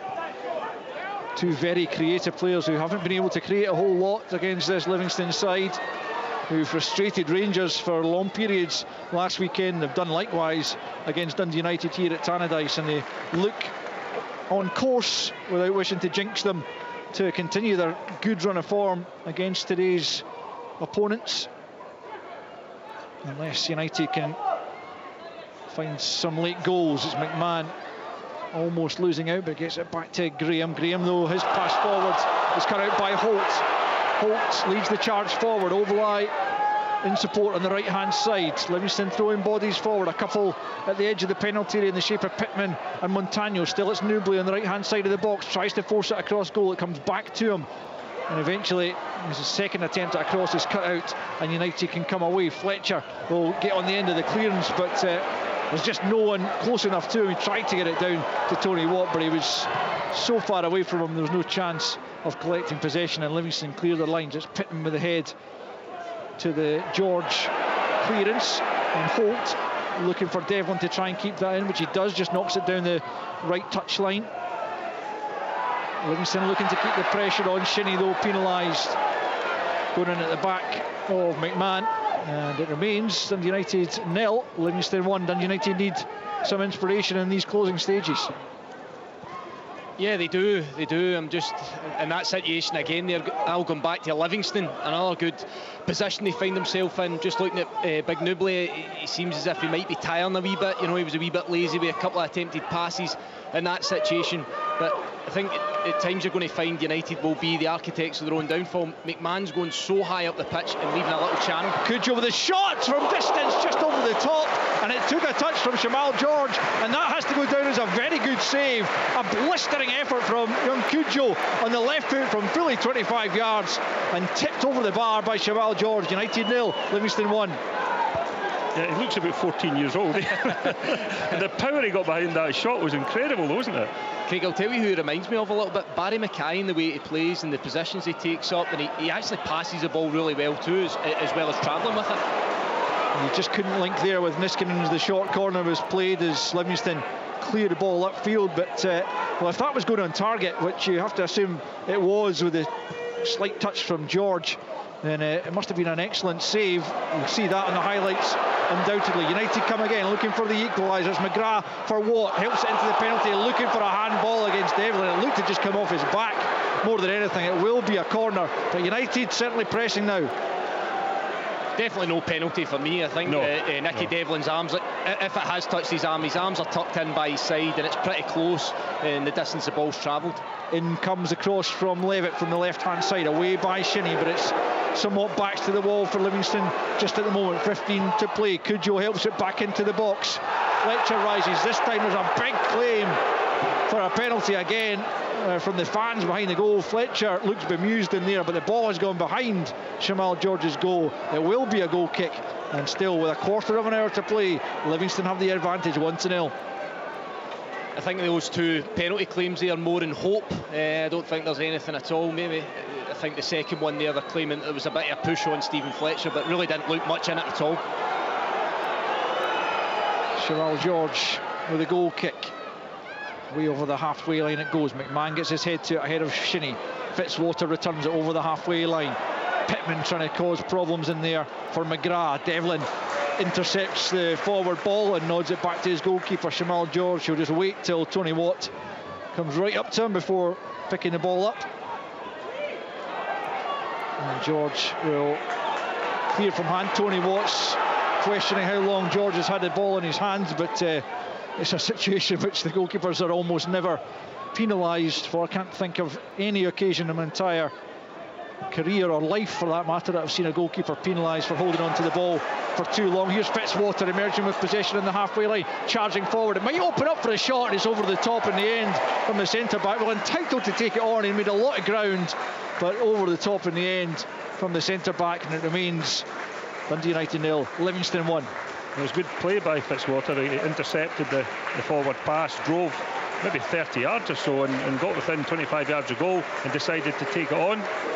You see why he's playing centre back though. Yeah, it was adventurous, wasn't it, in the end, as Jamie Brandon prepares to come on for Andrew Shinnie, which is certainly a defensive change, isn't it, as David Martindale looks to try and secure these 3 points. Yeah, I think that certainly a defensive change. I think Jamie Brandon more likely to play in a wide area, but I think it'll be as that defensive player. And on occasion, you'll find he probably has that energy and has the legs to get up and support Nibley. He's got great speed and a fantastic attitude, and I'm sure David will be putting him on the field just to re-energise the team. He is playing pretty much in that same position as Andrew Shinnie, but he's certainly more defensively minded than Shinnie. But Craig, you'll know him well from his time at Hearts, of course, and he's had a lot of problems with injuries. Yeah, it's good to see him back in top flight football. Yeah, and as I say, the one thing about Jamie is he's got a fantastic attitude, and I mean, technically he's maybe not brilliant, but he's getting better, and that for me is a testament to his attitude and his character. Could be quite a shrewd signing, yeah, Craig, could it not? I think he will be. I think he'll fit in. He fits the profile of the player. Yeah.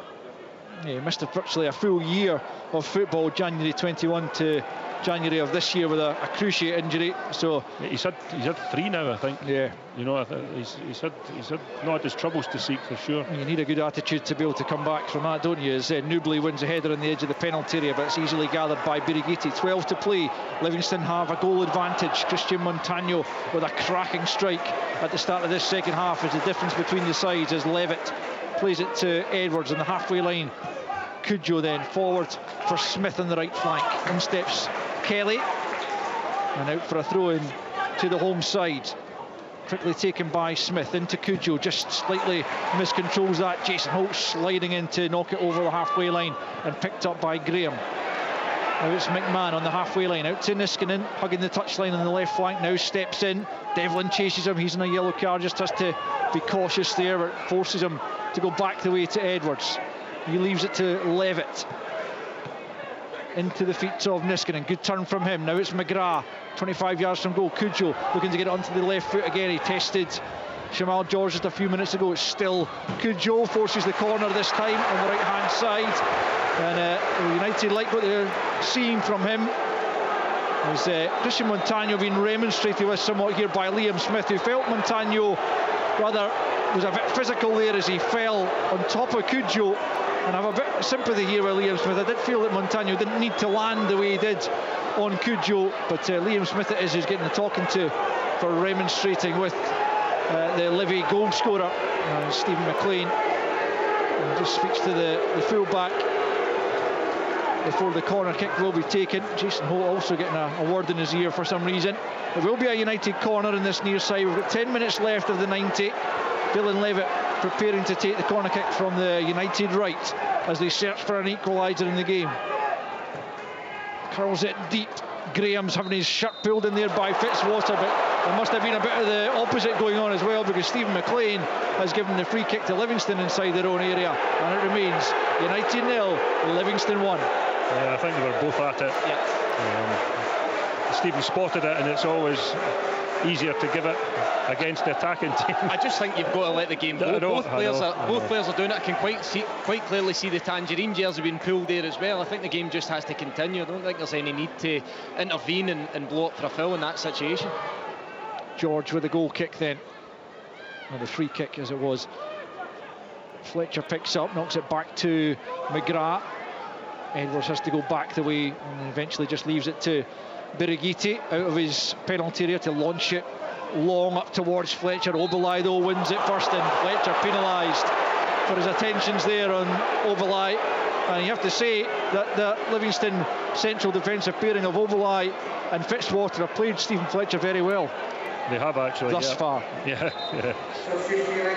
They will make a change now. Stephen Fletcher's going to make way. Nicky Clark will come on to replace him for the final 9 minutes.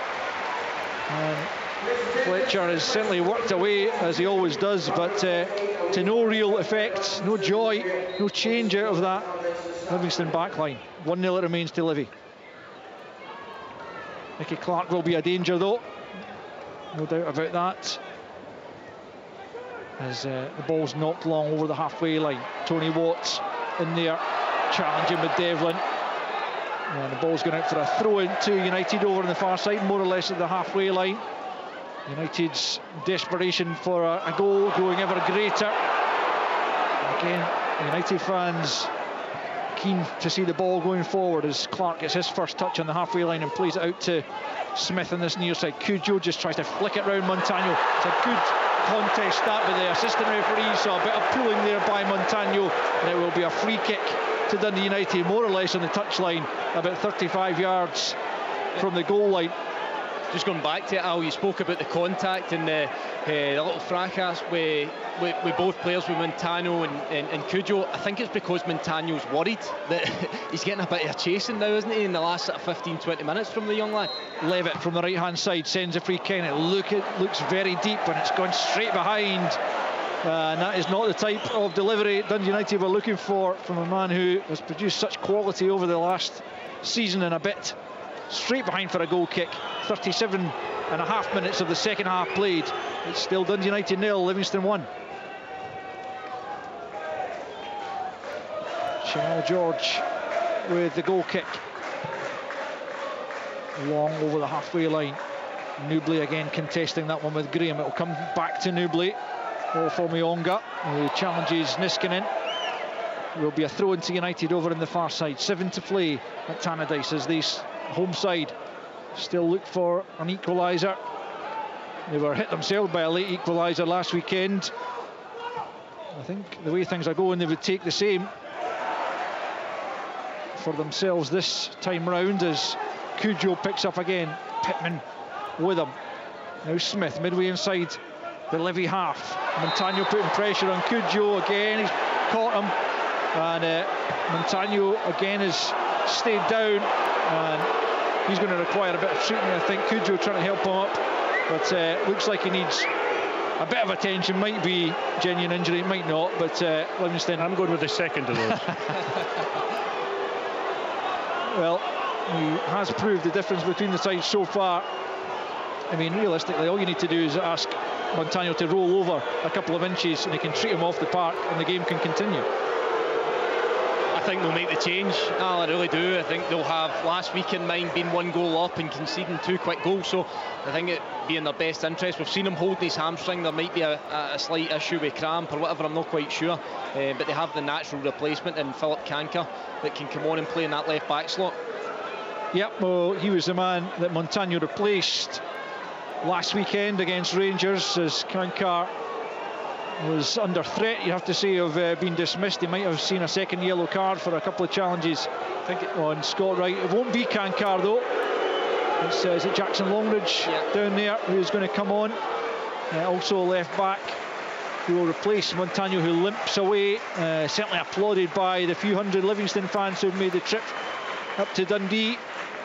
Because as things stand, his blistering strike 4 minutes into this second period is the difference between the sides, as Levitt prepares to take a free kick about 10 yards inside the Livy half, right on the right touchline. It's headed away by Devlin, who's been absolutely excellent. But he's one of these guys who are so reliable for managers. A 7 out of 10 pretty much every week as Livingston win the free kick just inside their own half. And Dundee United frustrated again. Again, Livingston in no great hurry to take the free kick. And you can't really blame them with the position they're in. As Jamal George prepares to launch the dead ball long down the right this time. Looking for Brandon, he's beaten in the jump. Right, Watt picks up, hammers it forward, but that's rather aimless from him. Dundee United to be more composed than that. And Jamal George just looking to let that run and make Nicky Clark come and meet him. And again, just kills another few seconds, 4 minutes to play. Livingston still lead by a goal to nil. Yeah, I think they'll be fairly happy with the last few minutes, trying to kill the game, trying to take the sting out of it. And in truth, in that last wee period, there's not been a great deal of chances created in the way for Dundee United. So Livingston's point of view, it's see the remainder of this game out exactly as you are. I don't think they'll be looking for another goal. Throw into United over on the far side, their left. McMahon takes it back the way to Watt, who just clips it over the head of Newbley. Newbley's quickly closing down Edwards, who just drags the ball away from him. Plays it to Graham about 15 yards inside his own half. Graham again closed down by Newbley, who's put a great shift in up towards McGrath, but Fitzwater read it, and he emerges with possession over the halfway line. He comes, he's been tugged back and gets the ball out to the left hand side for Longridge. Well, they might get a second goal here as it's fed in to the penalty area. Brandon was just ahead of the ball there, and United emerged with possession, and forward they come with 3 minutes to play. Omiyonga sliding in on McMahon, who steps away from the challenge and finds McGrath out to the near side to Smith. Dundee United desperate for an equaliser. Cudjoe looking to get away from Longridge, plays the pass for Clark. Clark loses out though to Holt. Holt steps away from Cudjoe, then goes to ground and buys himself a free kick, and it's really experienced play that by Jason Holt, just killing the game, and it'll be a free kick Livy's way. Livingston really are experts in this situation. You know, they get their noses in front and they're extremely difficult to peg back. It was their 6th game of the league season before they won last campaign. David Martindale speaking beforehand about it being a marathon, not a sprint, in terms of getting the points on the board, as Jamal George is about to be booked for time wasting. I don't think he'll worry too much about that, but clearly the 3 points here would be very valuable, as Oberlai now goes back to take the free kick instead of George. Seconds tick down as Fitzwater wins it above Clark, then goes to challenge for the second ball and wins that as well. Oberlai on the halfway line knocks it high up towards Pittman. Pittman flicks it on for Newbley. Newbley shrugs off Edwards, tries to stroke it home, and down to his left goes Birighitti to keep that one out. Not quite enough power in the shot from Newbley, as the scoreline remains Dundee United 0, Livingston 1. Up towards Clark goes the ball. Then Levitt feeds it down the right channel. Liam Smith, it's into the penalty, and Niskanen gets his head to the ball, but he can't direct it on goal. Wide it goes. Goal kick Livy as Oberlai stays down. Also saying he's got a bit of cramp, but he'll be invited back to his feet by the referee, who has seen enough of the time wasting tactics. Just over a minute of the 90 left though. Still United 0, Livingston 1. What do you think he'll add on here? How many minutes? 4. I'll go with 4. Yeah, I think 4. Just looking at that situation there, Craig, they're pushing to try and get back in the game. Smith does superbly well to get on the end of the ball in the right hand side, digs out across, and there's only Niskanen in the box. Only one player committed to the penalty box. Newbley loses out to McMahon inside the United half. Now it's Edwards on the edge of his own box. Well, the fourth official preparing to show the board. 4 minutes sounds about right to me, as Cudjoe wins the throw-in on the halfway line off Longridge. They'll let Smith take it, takes it to Cudjoe though, just inside the Livy half. Back to Levitt, loose ball, but Cudjoe gets there before Newbley on the halfway line. Back to Edwards. United need a goal, and quickly, or else it'll be just 1 point from 6 to start the season for last season's 4th place side. Away by Kelly up towards the halfway line. Edwards there ahead of Newbley. Now Levitt finds Cujo, 25 yards from goal. Lovely turn away from Holt. Goes for goal, not too far away. Another wonderful effort from Cujo. So much power, but just not the accuracy. It's still Dundee United 0, Livingston 1. That missed by a fraction. You know that. It's only an inch or so above the bar. We're talking one of the goals of the season. Oh, that would have been special a fantastic turn, wasn't it? Yeah, he's really brightened the game up, hasn't he? He has. He's a special talent on the evidence of what I've seen so far, and the type of guy that is a real asset to Dundee United. Stuart Kettlewell was a minute off for this prediction. It's 5 minutes added on, and we are into that right now as Dundee United search for an equaliser. Here's Cujo, who really has, sparks has just come on. Liam Smith now. Kelly sticks with him and is behind for a corner kick. The United fans behind Shamal George's goal, trying to suck the ball into the net there. As forward comes Dylan Levitt to take yet another Dundee United corner. Can they make this one count? 1-0 they trail. Christian Montagno's goal separates the sides. Levitt right-footed into the penalty. It comes George, flaps at it, knocked further away by Pittman. Does his goalkeeper a real favour there. Shamal George could surely have caught that. Chose not to. Watt sends it back in. It's a poor delivery behind for a goal kick. And Livingston breathe again. They still lead by a goal to 0.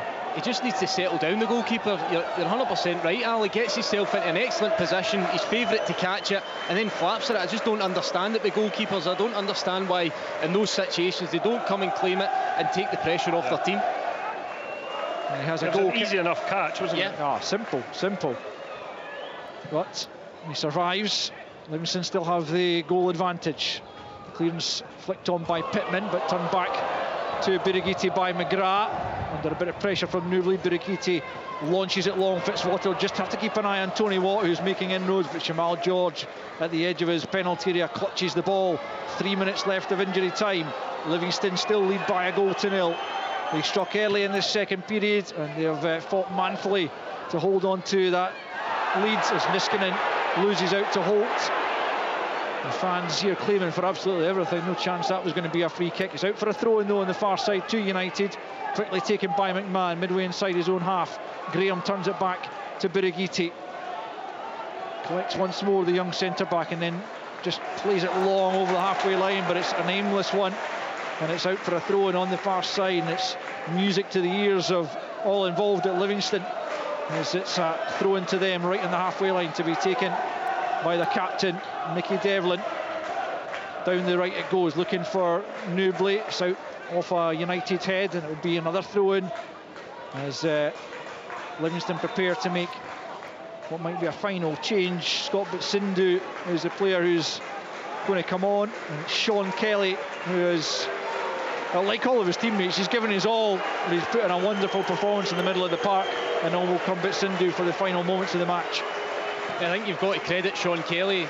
As I say, he's not naturally a centre midfielder, but what he's had to do in the second half at times is work with the left back and try and fill in with the problems that Cujo's caused. So he's put a lot into the game. He's done well in that area of the park. And you wouldn't know that he wasn't a midfield player. No, he's been comfortable.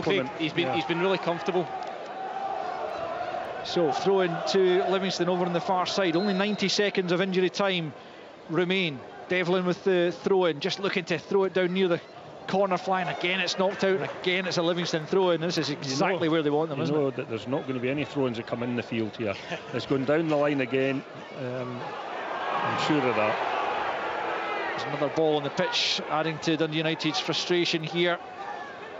David Martindale on the cusp of a really good victory, if they can see it out.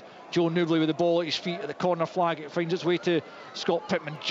He's not interested in going anywhere with it other than keeping it down in that area. Eventually United do come away with possession, but Sindhu flying into a challenge. It's his first involvement in the game, and I think he might be about to be booked for it. Only seconds after coming on, Stephen McLean certainly wants a word. He flew into the challenge. Not sure he took any of the ball, and it is indeed a yellow card for Scott Sindhu on his first Premiership appearance. Free kick United then, but we are deep into stoppage time, into the final minute indeed, as Birighitti prepares to launch it long, and Stephen McLean, he's making him take it a few yards back near the touchline, and it might be nitpicking from the officials, but certainly Livingston will feel and it's exactly what should be done. And Birigiti eventually takes the free kick up towards the edge of the penalty area. It's Basindu that wins the header up towards the halfway line. Levitt just desperately trying to turn it back towards the Livy box. Hacked away by Fitzwater, out for a throw-in this near side. But over the 5 minutes of injury time. Throw-in to United, quickly taken by Smith. Levitt now, looking to get it back to Smith on the right-hand side. Closed down by Omiyonga, gets something on it. Holt away. Levitt will go and try and retrieve it on the halfway line. It's desperate times for United. They have to go back the way to Birigiti. Livingston look like they're going to cling on, and they have. The boos ring out around Tannadice. The Livingston players hit the deck because such is the effort they have put in this afternoon. They have deserved this victory ultimately, scoring a fabulous goal through Christian Montano at the start of the second half. They had chances to add to it as well. And Dundee United equally had opportunities to equalise. Tony Watt denied by Shamal George, and also sending an effort just wide. Scott Pittman though had a chance to bury United with 20 minutes to play. He was denied on that occasion by Birigiti. And then step forward Matthew Cudjoe, the substitute, who really sparked life into Dundee United. And a couple of times he almost came up with the equaliser. The first time I think he was tipped over by Shamal George. Interesting to see that one back. And secondly, in injury time, he flashed another shot towards goal with the left foot, but it went inches wide.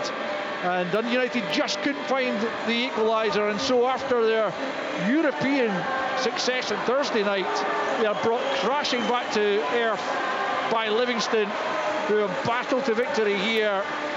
A tremendous performance from them. It finishes at Tannadice. Dundee United 0, Livingston 1.